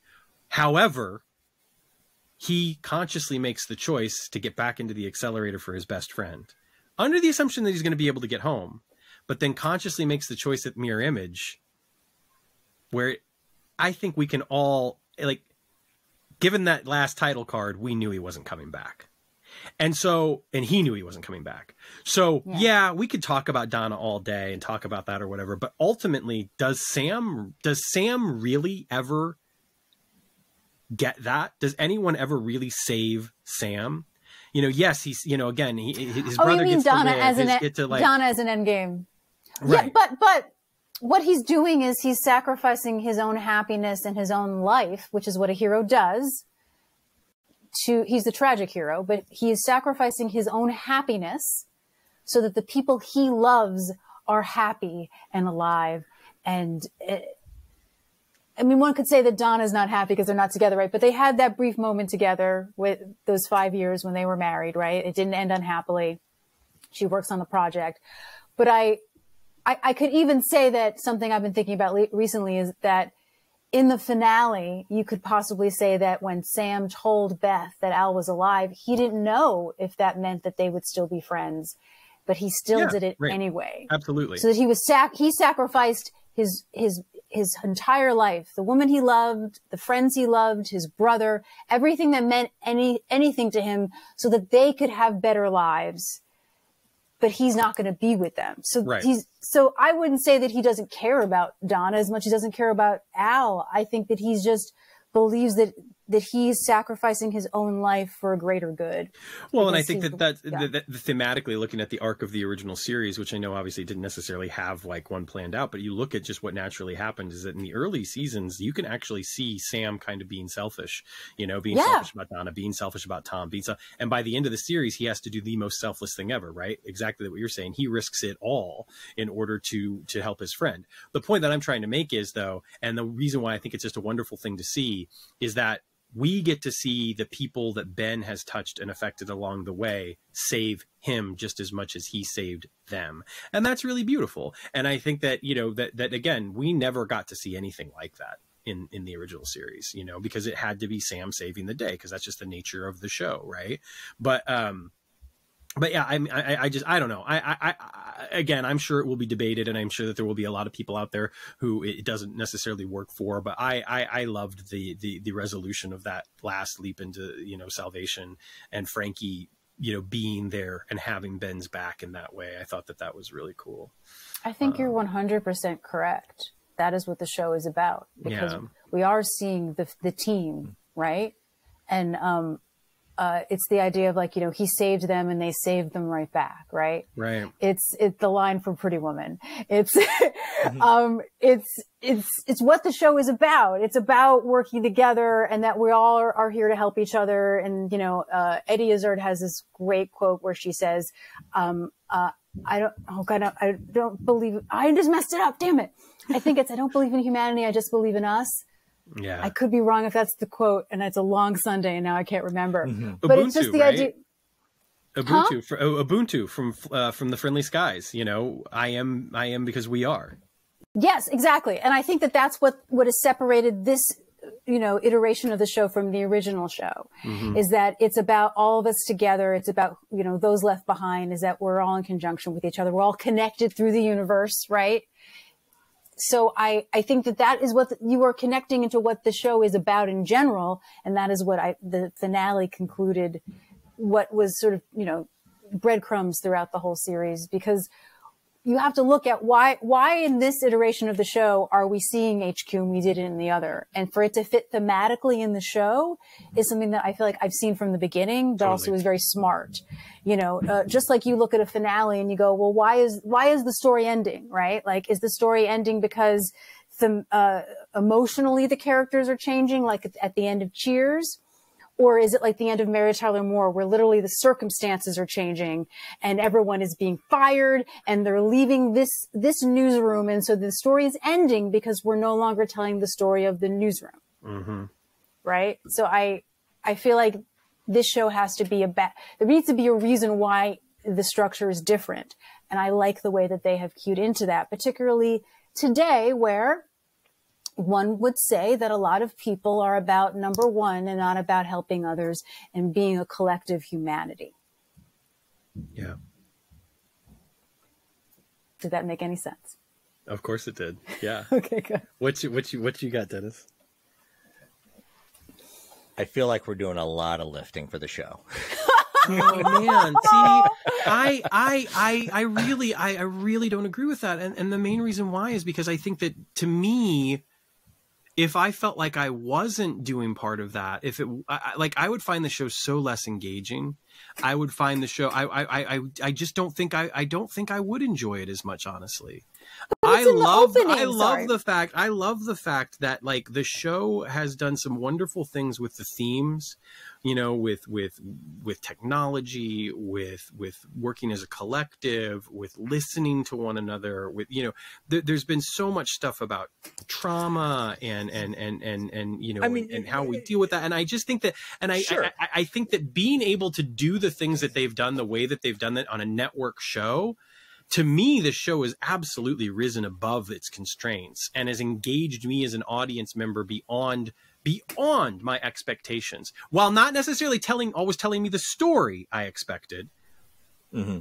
It has hit me and had an emotional quality that I can say with all confidence that the first season, I will say the first two seasons of Quantum Leap did not have. Now, that's not to say that the first two seasons of the original Quantum Leap didn't have episodes that affected me in a huge way, potentially maybe in ways that this series hasn't yet, MIA, obviously, Thou Shalt Not, etc. That's to say that overall, I think that the show has been incredibly strong and affected me in really wonderful ways. Sure. I will say, as far as the individual Leap stories go, I agree with everything you say. As far as the relationships that HQ has formed with each other, I agree with what you say. When I talk about as far as like doing heavy lifting for the show, I'm talking about reading a deeper meaning into the finale here, where Frankie shooting Martinez in the back and coming to save Ben is representative of, this is a result of Ben helping people throughout time, is that people come back and help him. Oh man. Okay. Well, but literally that, I forget her name, but she literally helps Frankie. him, yes. though. Yeah, but for me at that point, between that scene and also intercut with Ian explaining how the cheat codes work, and like, if the cheat code is going to send him back to the start of the 2018 Leap. By that point, I was already kind of checked out, because I knew that this was all going to be undone. Because I knew as soon as they introduced the cheat code, all of this was going to be undone. And it was just a matter of, is Martinez going to kill Ben before they're able to get the code right, because they make a point of explaining that if Ben dies before the cheat code is entered, Ben just dies. Right. So to me, yeah, but he's not going to die. I mean, no, yeah, but for me, it was about the race against the clock to reset the leap before Martinez kills Ben, and so Frankie coming in and saving him at the last minute, it meant nothing for me because I knew it was all going to get undone. Okay, fair, but I feel like what it's saying is that Ben tried everything alone, and then he closed his eyes and wished or prayed or did something. I mean, you could also say he closed his eyes, he's about to be killed. I don't know, but I just didn't notice. Sure. Gave up. But and then he got help from others, because so far he's been trying to do this alone. One of the reasons, that also Addison wasn't happy about, right? Like, who's to say that you get to be, my knight in shining armor? I don't need to be saved. Sure. He didn't tell anyone. He didn't, Sure. I mean, I guess for me, that moment would have worked more if it turns out ultimately the cheat code did not work, and they realize it's not going to work, and Ben is stuck where he is at. Okay, fair. And but then Frankie comes in and kills Martinez. Now that's a powerful moment, because HQ couldn't save him, but someone he saved in the past could. That is actually saying something. The way they did it, it meant nothing because he had 2 outs. I don't understand. He had 2 Deus Machinas within 5 minutes of each other. I don't understand though, because I just don't see it that way. I literally don't see it that way. It's so strange. That's the beauty of you. No. I know. The thing is it's like you know, as well as our listeners know, that 99% of the time I am absolutely willing to be like, oh, I see what you're saying. I get where you're coming from. But this is one time where I literally just don't. Like, I don't. It's not registering. But I will say that the thing is, it's like, it matters that Frankie saves Ben. If Frankie doesn't save Ben, there's no opportunity to reset. If there's no opportunity to reset, then time is just screwed, Yeah, that's the thing, right? Because that's the other thing too that I think is important, is it's like, if Ben doesn't get the chance to reset, the accelerator is going to blow. Like, that's the other thing we're forgetting here. The accelerator is going to blow. Martinez already accomplished his mission. Like, when Ben and Martinez get into the accelerator, it's about to blow up. So until they do the reset, like, it's not just that Ben's going to die. It's that everything's going to go kablooey and everyone's going to die in both timelines. Right. It's going to get all erased. So I think that the stakes are still high enough for me. The stakes are still high enough for me that even after Ben is saved, we still need that cheat code to work, and Ben needs to be saved in order for the cheat code to work, right? Like, otherwise, like, the whole, they work, to me, they work so tightly together that I couldn't imagine one without the other, I suppose. And possibly, that Addison and Ben don't fall in love, which is the reason that he went into the accelerator in the first place. And also, just like, Addison doesn't want to not be in love with Ben. She's so anxious through, like, almost all of this. Right. Although I do appreciate when he's like, do you know about the laws of entanglement? And she's like, oh, come on. Mm-hmm. I thought that was a very genuine reaction. Sure. I did appreciate that. Like I said, like, all of the character moments in this episode, I loved, I truly enjoyed. I get it. Yeah. Jen going into the accelerator with, like, that sassy walk. Oh yeah. Now it's gotten personal. Yeah. That stuff, oh, it's great. Like I said, that stuff I loved. It's just like, I really felt like the last, like, 10, 15 minutes, it was just a lot of spectacle. Well, I mean, it is a spectacle show. A spectacle, it didn't do it for me. And now that we've talked about, like, Ben and Addison's relationship, they've already hinted at that they're going to break Ben and Addison up at some point. I mean, they have to, right? Because yeah. And the thing is, like, if they're going to break them up at some point, why not do it now? You had the perfect opportunity. Ben saves the day in every other way. He loses Addison's relationship. Well, what? I mean, we know that that's not what happens next, though. but then he would never leave. So it's a paradox. It's just like if you killed Janice in the past by accident, or you change, what Sam did. Janice doesn't exist to help Ben, and then that also causes a paradox. So Sure. they can't not have them have fallen in love, or else none of this is going to happen. So it has to happen after. For sure. But I'm curious how they're going to do it, because that whole storyline is painting into a corner that, you can't, you need conflict for story. So they can't just always be in love. Sure. But by that token of a paradox, though, there has to be a nuclear collapse at some point in the future. Otherwise, Martinez is never going to get recruited to Leap. But that's oh yeah, God, oh no. And my point is that time paradoxes are not real. As writers, we get to decide what creates a paradox and what doesn't. And good point. And that's why I thought they didn't exist in the show. And so glad I said it. Yeah. And what I'm saying is, if they follow through with what they've said, what they've heavily hinted at, and if they are going to break Ben and Addison up at some point in the future, how more powerful is it, instead of having them break up in the present just because Ben has been gone too long or whatever reason? He accidentally breaks them up in the past, so to the point they never got into a relationship, and that is more powerful. The IG with Jeannie reunion movie situation. Yes. And so that is more, and so that becomes more powerful if the show continues and Ben remembers that and Addison doesn't. Or even better, if they both remember it by some quantum bubble reason. But the thing is that, God damn it, they just moved on. They never got together in 2018. Addison started dating somebody else at the project. Ben started dating Ian, like we all want. And they just never got together, and they know it because, and here's why, because I love stories that kind of that kind of explore the idea of that two people meeting and falling in love. So much of that hinges on timing. And like, to share a personal story, like Betsy and me, we were floating around Chicago.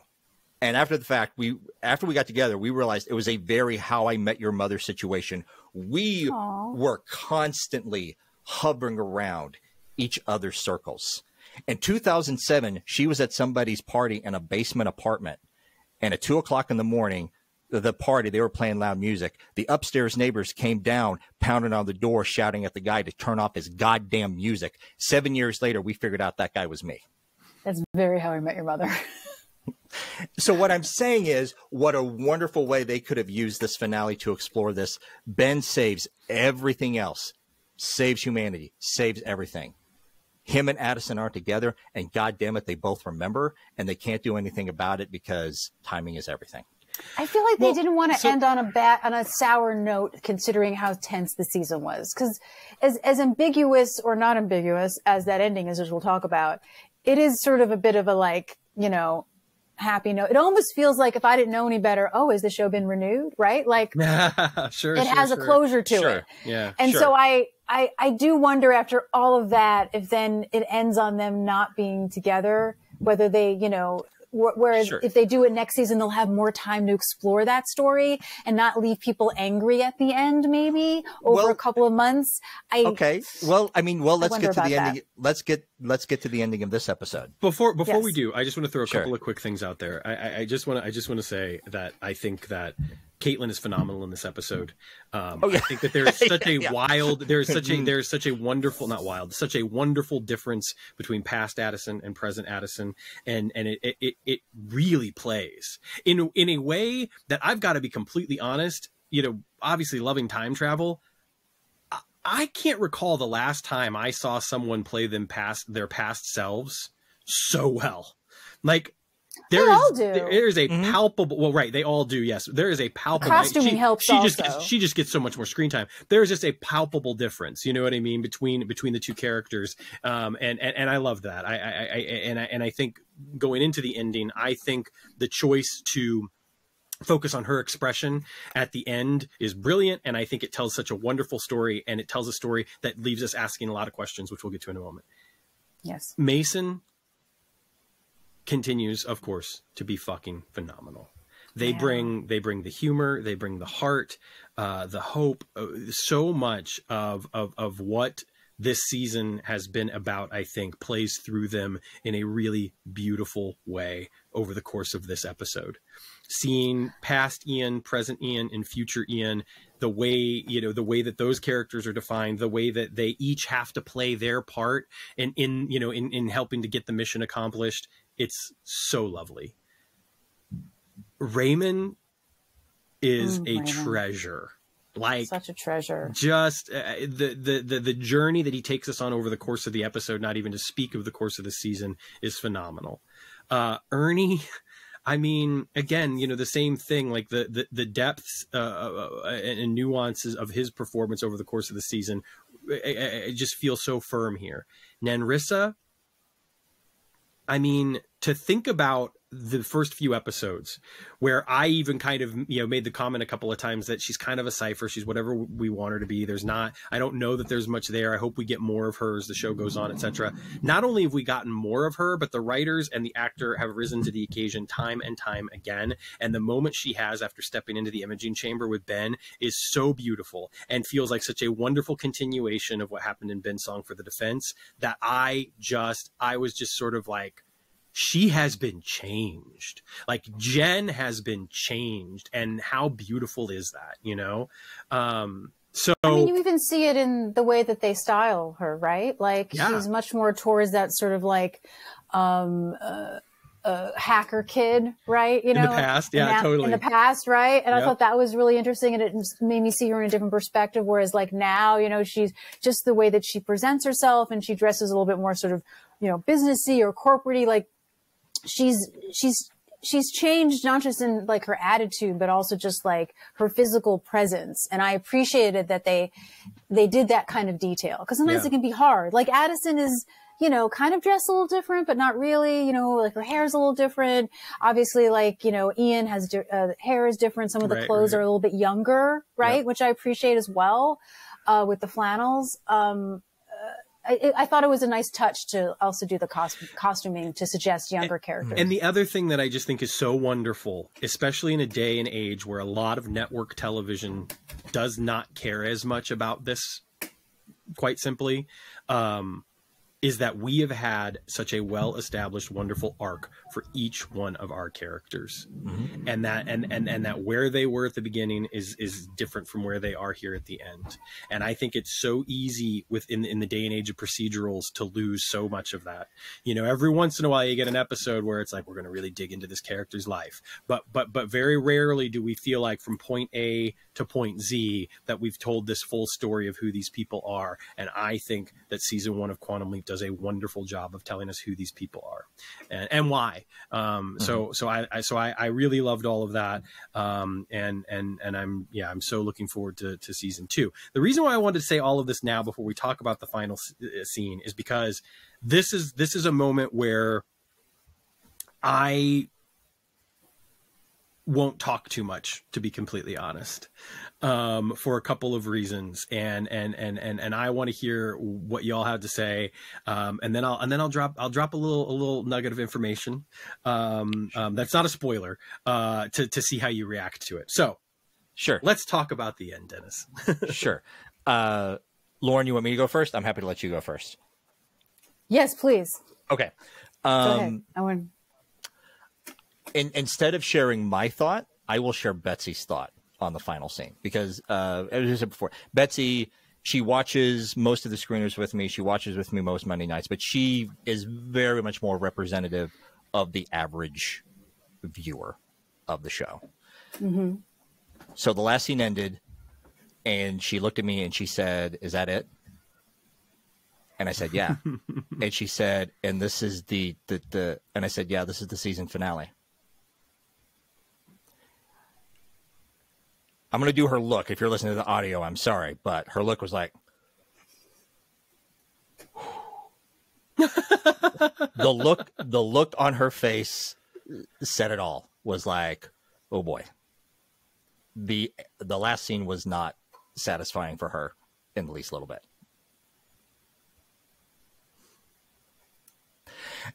It and the thing is, like for me, it's like, yeah. I don't know as much. I know where next season starts off at. I don't know as much as what Sam does. So it was tempered a little bit for me. But for me, it just kind of struck me as that they just didn't really have a cool visual to go out on. I think it's hard, though. And when I say sure. Oh, sorry. Go ahead. And now the thing I was going to say, and I don't know if this is the nugget you were planning to drop, is that what we started about before we started recording, or maybe you started recording early. I can't remember. I don't know. But the thing is, you listening or watching this podcast right now, you're at a little bit of advantage to us because from Sam having interviewed Piper earlier today, we know that there is a next season on Quantum Leap preview that's going to end at the end of the that's going to air at the end of the broadcast. We have not seen it. We're recording this on Sunday. We don't know. So to me, I think next season on Quantum Leap, that's its own scene for all intents and purposes, tacked on. It's like basically it's the TV equivalent of the post-credit scene. So sure, we know that there's something is coming. I'm just saying, for me, it seemed like, oh, they didn't really have a cool shot to go out on. Betsy, the average viewer, did not do anything for her at all.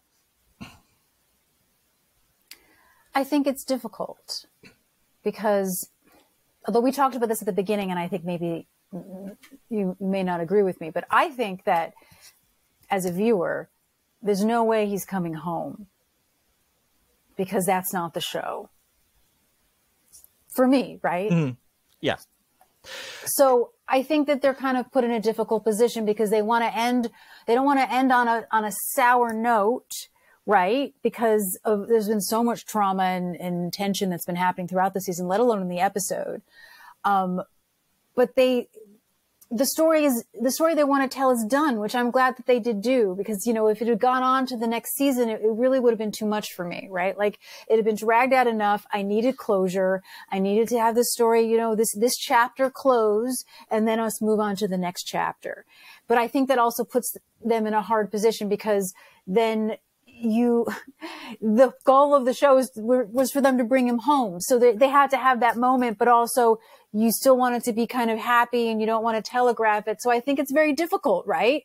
But, and we were talking about that. I don't know, it was just because I know that I should say, that they can't continue without him being the leaper, that it's not a happy ending. So this sort of feels like kind of a middle ground to not end on a sour note, and perhaps maybe just, even though if other people agree with me and know, like, or feel, again, I want to say feel, not know, that there's no way he's coming home, it can maybe give you a feeling, like Dennis said, right? Just a feeling of just like, oh, well, that's sad. And then you carry that feeling with you until September. Maybe you don't come back to the show. I mean, I talked about that. After the end of Barry season 1, something happened to a character that I cared about, and the show was so violent that I was like, I will never watch this show again. It's great, but I can't believe you did that. And then I saw a scene and it was really good, and I was like, I'll check it out. And then I ended up watching it, right? But like, and I'm not a person who usually goes like, how dare you show, I am walking away. But as we talked about before, you know, people are viewing things a lot differently. And I think that may have been a consideration of, you know, the wanting to end on an up note, but also like, we can't go into this story yet because we don't have the time, but he's really not coming home. But then you can't not say that, show that. So I think that might have been the difficulty of it. Although I would say the look in her eye doesn't look good at the end. And that's just me. I mean, yes. I mean, I think it would be very hard to read Caitlin's look as anything other than something is not right. Either the accelerator is empty, or either someone who they didn't, well, no, I think it would be much more shock if someone else they did not expect leap in. Like, I think the only thing you could, that would have been, that they should. Yes. Yeah. The only thing if there was someone else in the accelerator, that would be the end, right? Because that's like a big cliffhanger, right? Right. Sure. I can't imagine, like, if it was Sam, right? Not that you know that's going to happen, but like, I feel like if someone else showed up, that would have been the last shot. Yeah, I'm kind of reminded. Allow me to go on a little bit of a tangent here. I'm kind of reminded when Hunger Games: Catching Fire came out in the movie theaters. I saw it twice. The first time I saw it was opening weekend with a room full of people who had read the books. And if you've never seen Catching Fire, it ends with Jennifer Lawrence, Katniss, waking up after having been knocked out, and all this stuff happens. And she feels that her own friends have betrayed her by letting Peeta get captured. The movie ends with just the look on Jennifer Lawrence's face, an extreme close-up of her going from scared to shocked to I'm fucking pissed. Opening weekend, theater full of people who read the books and they knew what was coming. Loved it. Broke out in cheers. Saw it a week later over Thanksgiving. Small town, a bunch of people, they were just looking at a movie to go see with their family afterwards. The entire theater was pissed. What the hell did that mean? No. Because they don't know what's coming. They don't know what's coming. It was just a close-up of Jennifer Lawrence's face expression. They don't know what's happening in the next movie. They may not have even known that there was a next movie coming. And to me, it's the end of this episode is kind of similar. Right? Like, I can't. Oh, sorry. That was it. It just reminded me, like, the end of this episode. Just like it's hard to know. Yeah. No, I'm saying that it's when you're very into a show, right? It's hard to know sometimes how a regular viewer is looking at it, right? Like, and as much as I understand why the show, for example, which I think I mentioned to you both privately, is not talking about the waiting room, and for a while was not talking about the Leapers, but we got that, so that was cool. All of my layman friends who love the show but haven't seen it in years, kind of like how I'm watching Picard. I love it. Next Generation, but I hadn't seen it in years. Are the two things they were texting me were, where's the waiting room? And why aren't they mentioning the evil Leapers? That was the only texts I got from people who were not big fans like us, right? So like, there may be other things that people who are remembering and attaching onto that we just don't have the perspective of because we're just consuming it in a very different way. So it's interesting that that's how she responded. Sure. So Sam, what's your nugget? Yeah, well, before I get there, I just want to throw a couple things out. I think for me, the ending, and it was difficult. Just give transparency. When you feel like you kind of have your own cheat code, it feels unfair to talk too much about the way you feel about something when you know that not everybody's got that cheat code, right? And I just, just being honest. That said, I liked the ambiguity of the ending. I loved the visuals of the ending. I loved the decision to focus on Caitlin, on Addison's face, and to have that story told to us. And I think in some ways it's almost too easy to read it as things went wrong or that no one's there. Because even with the sound effects, like, we don't know that the leap has ended yet. We don't know that whatever's the accelerator is doing is over yet. We don't know what she's seeing exactly. Obviously, we don't know what she's seeing. And I like the levels to the story that's being told on her face. And I think it's just a wonderful moment. And I like the notion that we got to wait. We got to wait to figure this out. We got to wait to figure out, does Ben come home and then get back into the accelerator for some reason? Do they now know how to get him back now that they've got this cheat code so that he can go leap, change things, come back home? Do Ben and Addison stay together, or does he continue to be lost?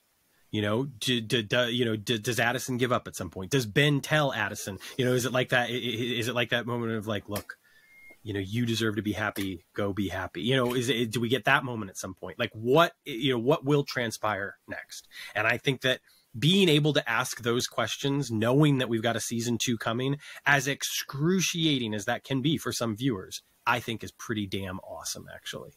Because I cannot tell you the last time that I thought about a television show that way. Genuinely. I feel like we've gotten so many stories that have felt rather complete in certain ways. Even with Stranger Things, the decision to show Hopper as being still alive at the end of the season after he was pulled to the other side, I still think was actually not a great choice. I would have rather believed him to be dead. Or we don't really see him though. Yeah, it's heavily hinted, but we don't see him. We know. And I would say that if not for the pandemic, they wouldn't have released that clip early. That could very well be, but I think that. But again, I like the ambiguity. I like the fact that they didn't overdo it. I like the fact that they didn't overplay their hand. That said, here's a little exclusive nugget that I don't know that you'll hear anywhere else. Maybe you will by the time you're listening to this. Maybe it'll come out on social media or, you know, from one of the producers or writers or something like that. But I don't think that there are many other people. It would not be the first time we recorded an exclusive in the podcast. Anticipation that someone right exactly. It would not be the first time that we were given an exclusive that we dropped in the recording and then they drop it on Twitter on Monday. Anyway, go ahead. Right, exactly. Is that there was another ending. Oh, I love hearing this stuff. What was the other ending? Well, I can't tell you that. Oh, Sam!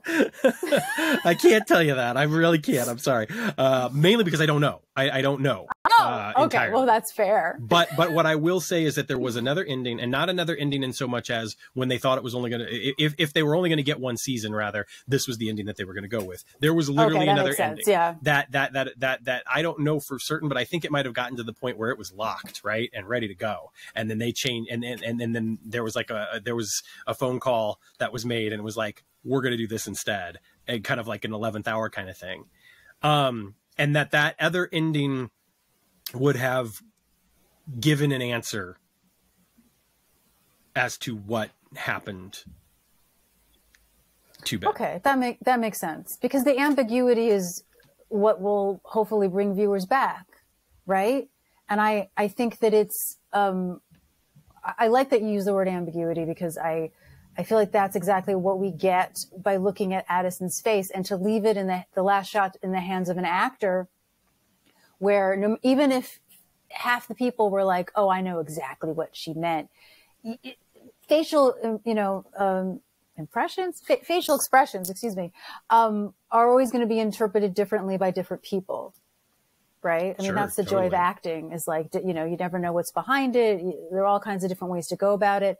And it may not be action packed, but I did like the fact that as I watched it, even the second time, I was like, what? Well, maybe. Wait, what? Like, I enjoyed the subtlety of like, I'm not really sure what her face is telling us. So now I want to come back and see what it's saying. It's kind of an Inception moment. It's like, is the ring going to keep spinning, or is it going to fall? So Sam, do you know why they pulled the scene at the last moment?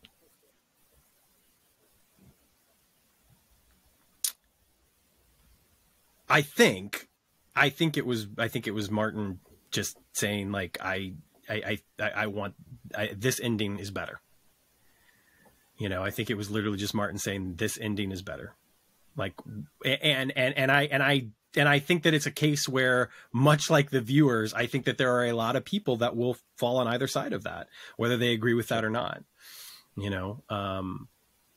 I mean, there's something to be said about the fact that, and this just came to me now, so it may be wrong or off, that so many people are not happy that Sam never came home, that you don't want to end. I mean, I sort of was implying that when I talked before, but like, again, like ending on like, he didn't come home. Oh no, that's the cliffhanger. Might make people sad. Yeah. I think that's what I kind of said before. I'm just repeating myself. But, I agree. And I think that the thing is it's like, look, clearly it likely went one of two ways, right? And I don't know. Did Ben come home, and is that what the end was going to be? And everybody was going to, share and embrace, and we were going to get a happy ending. And would it have too much of a feeling of finality, so that the audience would just kind of be like, oh, the story's over, and not worry about coming back next season? That's a very good point, right? It does feel like, Or on the flip side of that, was it that Ben doesn't come home? And everybody's pissed, and everybody's like, what do we do now? And now people are like, motherfucker. So leaving it ambiguous, does that give people, again, like I said, more of an inclination to be like, well, what is going to happen next? Sorry, Dennis, you were going to say. No, I was going to say if it was like Ben was going to come home, I could definitely see it. Like they have a hard enough time. Like people have a hard enough time even knowing that the show's been picked up for a second season. Don't do anything that makes them think the show is wrapped up. Don't. Right. Yeah. Right. I mean, you know, and I think also, was talking with someone is that, you know, people are not used to watching, a show that has so many breaks. And because usually there are reruns in the plays, but now no one really does reruns anymore. Cause I think we were all having a conversation with someone where like, I was like, I don't understand why that I think it's normal. And I realized because in those spots would have been reruns. Mm-hmm. So if you're used to it being rerun, you feel like they're taking bigger breaks. But like around March or May, there's always these sort of kind of breaks. I think that a lot of people are just not used to watching television in the same way that we grew up on. Or they've forgotten too because of streaming. And I agree. There were a lot of people who in January were like, oh, that's the end? Like they thought the show, they were like, no. Or December, right? Like, no, it's coming back. Like, oh yeah, I watched the whole season. It's 8 episodes. I don't really know why it ended like that. No, it's coming back. So I don't know if that's a PR issue or it's just, like I said, people aren't used to watching television the same way. So yeah, maybe people would have watched it and thought it was over and, you know, walked away, like before the end of Ferris Bueller. And then you miss the whole awesome ending. Right. But you're like, oh, it's done. And then you leave. So speaking of second season, we probably should start wrapping up soon. Now, Sam, you know a lot more than we do. So I'll ask Lauren this question. I don't know anything. What do you hope to see in the second season? In your ideal world, what does Quantum Leap Season 2 look like? Not specific stories, just kind of like an overall theme, a kind of overall idea. Because in my ideal season is I want to meet all of Al's kids. And I don't think that's going to happen. And I am also available. I would like to see more Janice. I would like Beth to be in it again and have some agency and maybe not just be there to say hi to Magic. But again, she's not part of the story, right? I would like to be a reason. Like, this is what I also loved about the references of Al and the cigars, right? Like, it wasn't just like fan service. It literally connected to the plot. Yes. And if that hadn't been there, all of these other things wouldn't have been figured out. So like, when I say things like that, like I want it to be important to the plot, right? I would love to see some leaps that connect, like with SOS, to the lives of the people at the project. That to me was always the most interesting part of Quantum Leap, whether it was like Sam remembered that his sister had, you know, been beaten by her husband, you know, and had that connection. Like, it doesn't have to be completely, you know, 100% personal, but like the experience of the leaper or the people involved connecting to the leap, I feel, is always such a great shorthand. And when they've done it this season, it's really been great. I mean, the great things about season 2 in any series is that now that we've established all the characters, we can go deeper into more character development. And so a season 2 is always very exciting for me because there's a shorthand and you don't have to explain as much. And I hope that means that there'd be more time to have more character moments because I do really like these characters. And I also would like to have a lot more connections to the past, even though I know that that may not be the show. But again, you know, top priority, and more things about paradoxes and the consequences. I'm fascinated with the consequences of time travel in a human way, not in like an action adventure way, right? And so even though I'd love it to be with someone like Janice and her family because that's been established, if they can use the people who are already there that they could use as well, I think that that's something that a lot of time travel shows just don't really go into. What is the human sacrifice and the consequences of knowing you didn't used to exist, or waking up and someone you love isn't there anymore, or finding out that your trajectory completely changed, or that maybe you did something in the past that you didn't do in your present and you're being blamed for it. There's so many possibilities, as well as I would love to see Ben in an abortion storyline, to be frank, because I think that a lot of people don't realize what was going on before Roe v. Wade and what we are about to be living right now. I think it's not really as conscious. Now that is something very specific, but I think that what Leap did great was to take issues from the past and reflect them back on today. And I just look forward to what they're doing, right? I'm just curious to see one of my favorite conceits of a television series continue on. Awesome. Maybe some suffragette stuff. That would be great. Nice. That would be fantastic. Yeah, they're very similar. I want to see more personal stories. I want to see more issue stories. I would love to see if them to not literally like constrain Ben back to his lifetime. I would like to see more leaps back within his lifetime, so we can really, because I think if you put those constraints on, like, you can really tell some good issues and personal stories from the last 30 years and have it really resonate with the audience. I would love to see more of what they did. Episodes like SOS, where, and like you touched on this, Lauren, is have the Leap story touch one of the main cast in a deep and personal way. I would love to see more of that.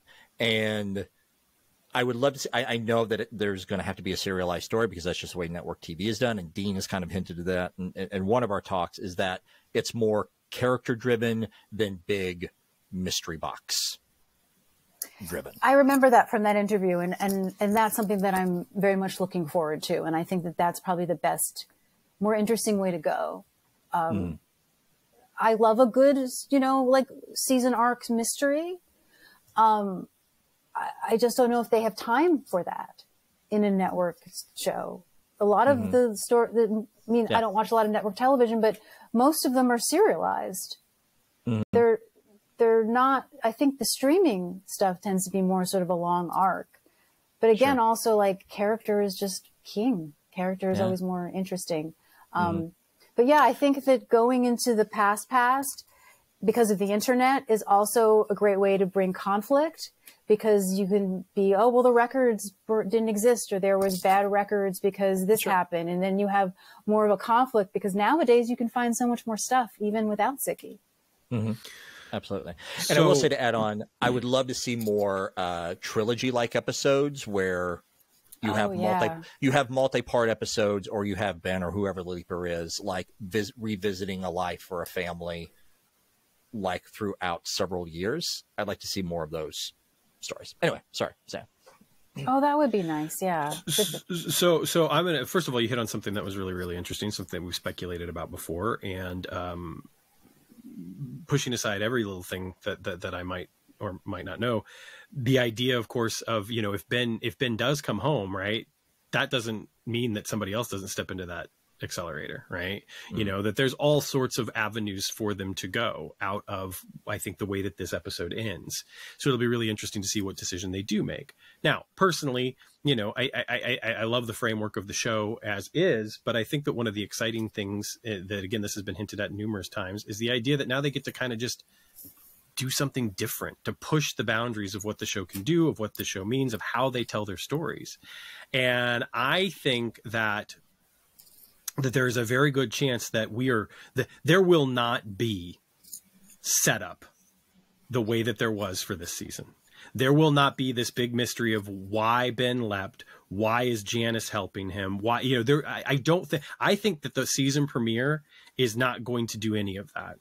I think the season premiere is going to set the table for a season that is about something, just like I said, wildly different.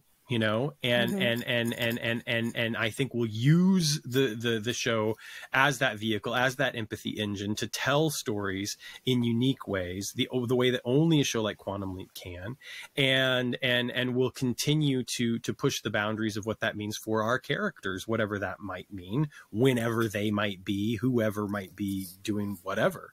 And I just think that there will be elements, obviously, that carry over, that there will be some serialization, that there will indeed be, some stuff that I think, again, much like what you guys are saying, goes beyond some sort of mystery box right? Like who is this and why is this happening sort of thing. And instead is more about those characters and how they're growing and how they continue to, to grow and what those events mean specifically to the characters as opposed to having to resolve some sort of big overarching plot.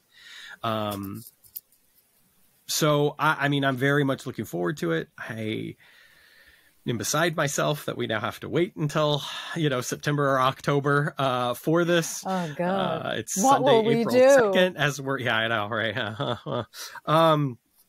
So, yeah, I'm just, I mean, how else can I not be thrilled that this show is on the air and that we're going to get another season, right? and that I believe, completely that next season will push things further and really change the way that they are telling these stories and change the stories that they're deciding to tell. I agree with everything that you both said about the types of leap stories that would be wonderful to get. I think that there's so many opportunities, and if they continue to have Ben leap outside of his own lifetime, which I guess there's no reason not to necessarily, that'll be exciting. But I also agree with you, Dennis, that I hope we get more leaps that are in his lifetime, that we get more leaps that take place in the 90s or the early 2000s, that we get to see some of that stuff that is, been so important to our life, that we get to touch more on those themes of what technology means, of the, technology, that's the thing that's fascinating about this season. I think there were points where we kind of assumed or maybe thought or speculated that the technology would be the opposing force, right? Because that's the popular theme these days, right? That AI is going to be the villain in some way. I love the fact that in this story, it's like, no, we're still the villains. It's just the way we're using the technology that matters. To me, that's real. That's now. The way we use the technology is what matters, not the technology itself, right? And so I think that that's going to be a wonderful thing to continue to explore as they go on. Does Ziggy come back, right? Do they turn Ziggy back on now that things seem to be okay again? Does Ian have to change Ziggy in some way? Again, just so many questions to be asked. I can only hope, and I'm sure it won't be, but I can only hope that some of the things that people have had issues with will at least be put to bed for now. That we can stop having the discussions about the waiting room, that we can stop having the discussions about Addison sitting or standing, that we can stop having the discussions about when Sam is coming back, that we can stop having some of those discussions. Al sat all the time. I know, whatever. I know. that we can start instead having those discussions about what we are seeing and the stories that they are deciding to tell. I genuinely hope that can be the case. People can talk about whatever the hell they want to talk about. I mean, who am I to decide? But that said, that would be nice, because I just think that there's so much wonderful storytelling that's happening, and I would love to be able to focus on that. So I'm excited. I can't wait for what's next, and it's going to be a long wait. I have two final questions. I always like to end on some fan wink. Oh. Two. Oh, fun. Yeah. This time when Martinez leaped into Magic, do you think Magic felt a nudge, or did he feel a shove? And second, so funny, when I saw that, I went, "Oh no, Magic!" Yeah, I feel so bad for him. And maybe he thought it was Sam, right? Ooh, you don't know who was giving the nudge, right? Maybe he thought it was Sam, right? I was like, why did he let him in? But he didn't know who it was. I want to hear more of that next season. I want to hear Magic's experience of like being leaped into a second time, because that's where my mind was going. Like, oh yeah, totally. Yeah. Now here's the. This is not. That's why it was great to go. Oh. No, I'm sorry. I'm not saying I wanted the episode to do this. This is not a criticism of the episode. This just popped into my head like while we were talking about the episode during our discussion. What if instead of Martinez leaping into Magic, what if the story was like, hey, I'm going to go down, I'm going to pick up Al, I'm going to bring him to the project, I'm going to kind of like show him around. And then they walk into the office with Ben and we see Magic turn around, and then we see Martinez turn around.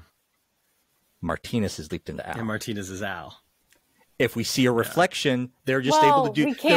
They're able to do something tastefully with like an aged photo of Dean Stockwell. They're able to do something tastefully, and we just see it once, so we know, and then we just know that the rest of the leap, and we know everything's going to get reset, so it doesn't matter. The rest of the leap, Martinez is acting as retired Admiral Al Calavici.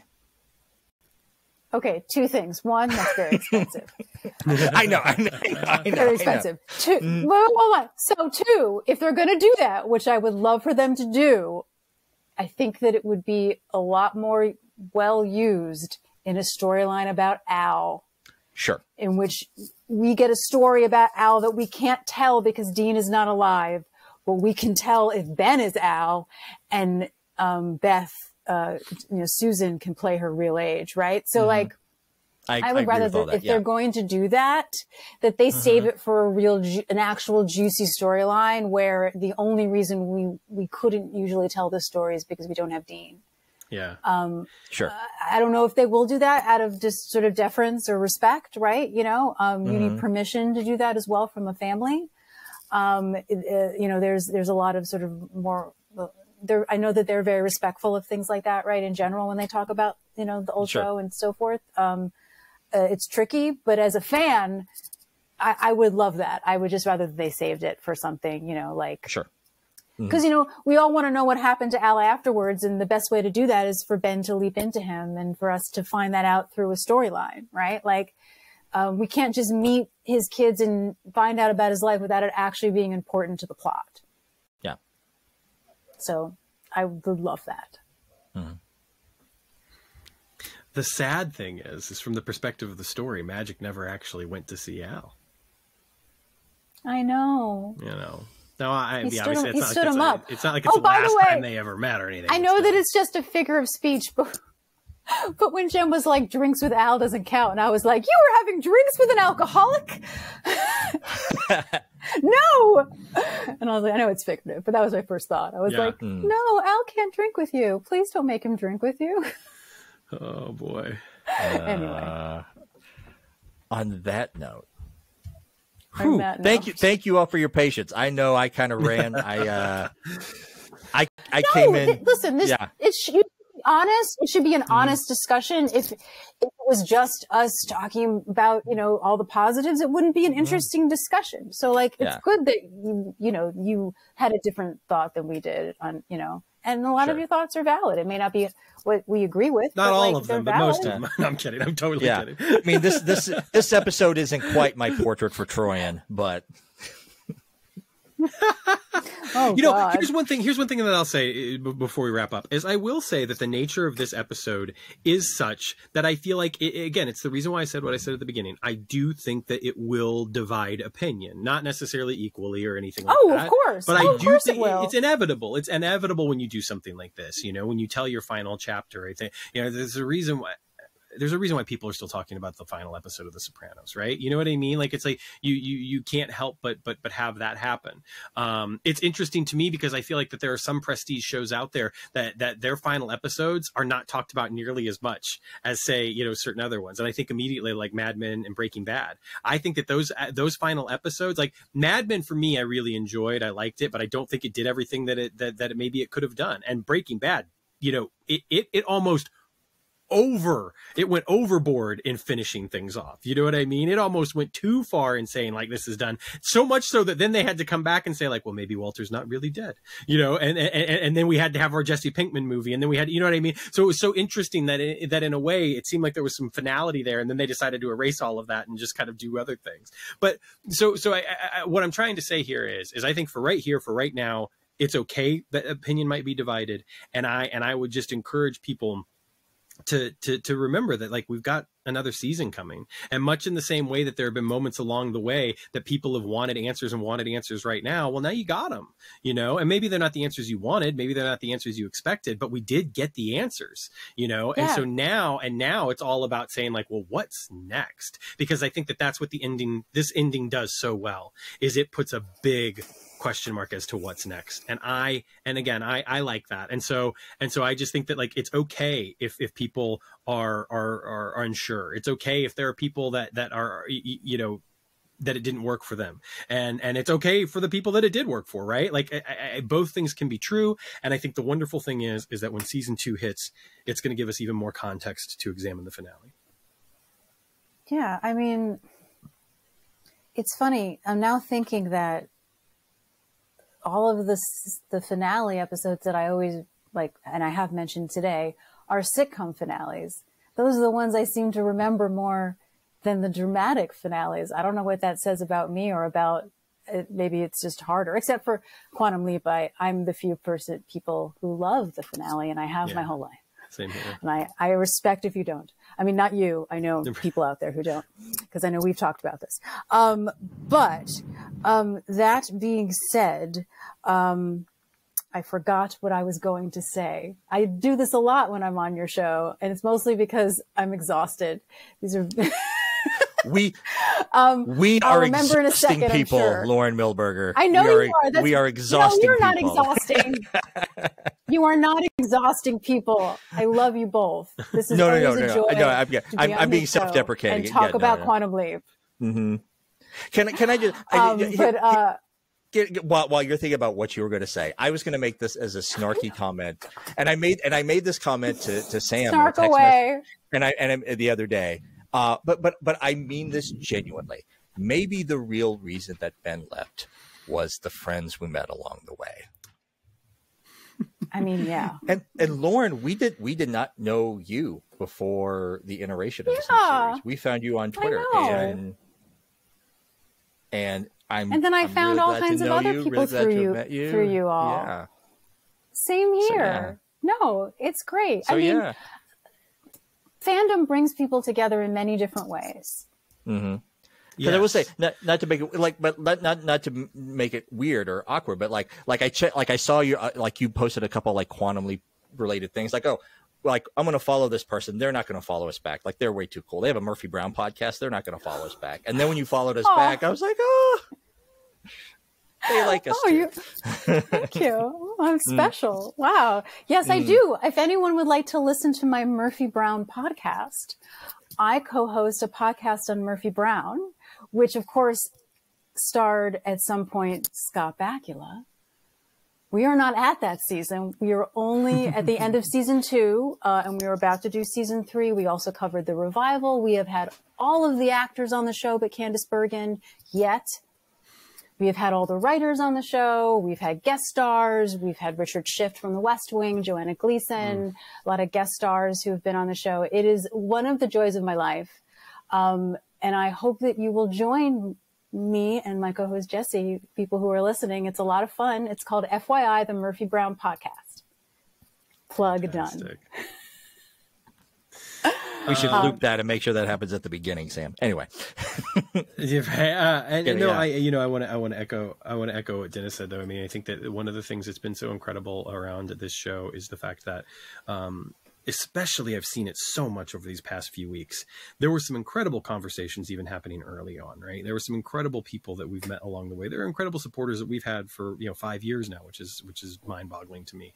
But obviously, like meeting you, Lauren, and having the conversations that we've had both on social media, just between the three of us and not recorded, but also in front of the mic, has been incredibly gratifying. And over these past few weeks, I feel like I have seen so many more people talking about the show and talking about the show in a very positive manner. The enthusiasm surrounding the show, the WonderCon appearance by the cast and Dean and Deborah, the fact that I think where the show is leaving things now for the finale, with the fandom that it's created, it is not too far of a stretch for me to see Deborah Pratt's wish coming true, that we see this franchise continue in new and exciting ways. And I'm going to be completely honest, I would not have said that 3 or 4 months ago. Even after the show had come back, like 3 or 4 months ago, I was just sort of like, I was just happy, that the show is back on the air and it's doing well. But now I can see this, the love and enthusiasm around the show and around this cast and around this crew is so cool to see, and I'm so proud to be a part of this fandom, and I'm really looking forward to what's next. Yeah, I would say like the press recently, like I don't know if it's just been a PR push on their end, or maybe just outlets are being more receptive. But I remember even a couple months ago being, why isn't the Mary Sue writing about Quantum Leap? It feels like perfect for them. And now I've seen at least 3 articles, right? And that could also just be, there's a different PR push. I don't know. But the fact that I definitely feel like I'm seeing a lot more press about it, I think is also indicative or an example of like how it's starting to really catch on. And a lot of shows don't really catch on until their second season. People catch it late, you know, they don't realize it's happening. You know, there's still people who have been, oh, they should really revive Quantum Leap. And people go, yes, so they have. Yeah, it's been back on. It's been back for a while.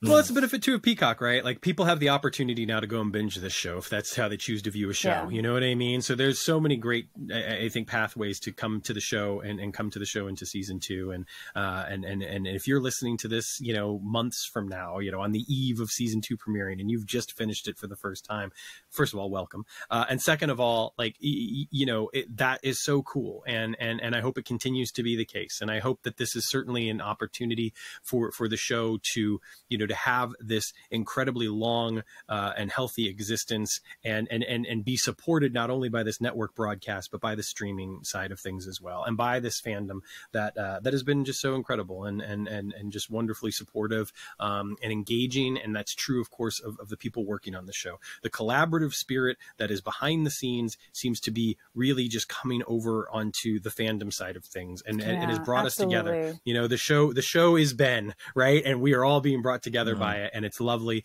And I'm grateful for that. And I think season 1 has been a success in so many ways, you know, beyond the story that's told, beyond the performances that we've seen, beyond these character arcs and the character growth that we've seen, but just a success in so much as it has stimulated conversation. It has stimulated people to enjoy one another and done it in a way that feels very honest and genuine, and kind. You know, I think that there's a kindness to the conversations surrounding the show, for the most part. And, you know, that's not to say that there's not a stray Reddit thread or Facebook post here or there, but hey, that's okay. We're going to get there. So anyway, all of that being said, Lauren, thank you so much for joining us. Thank you for having me.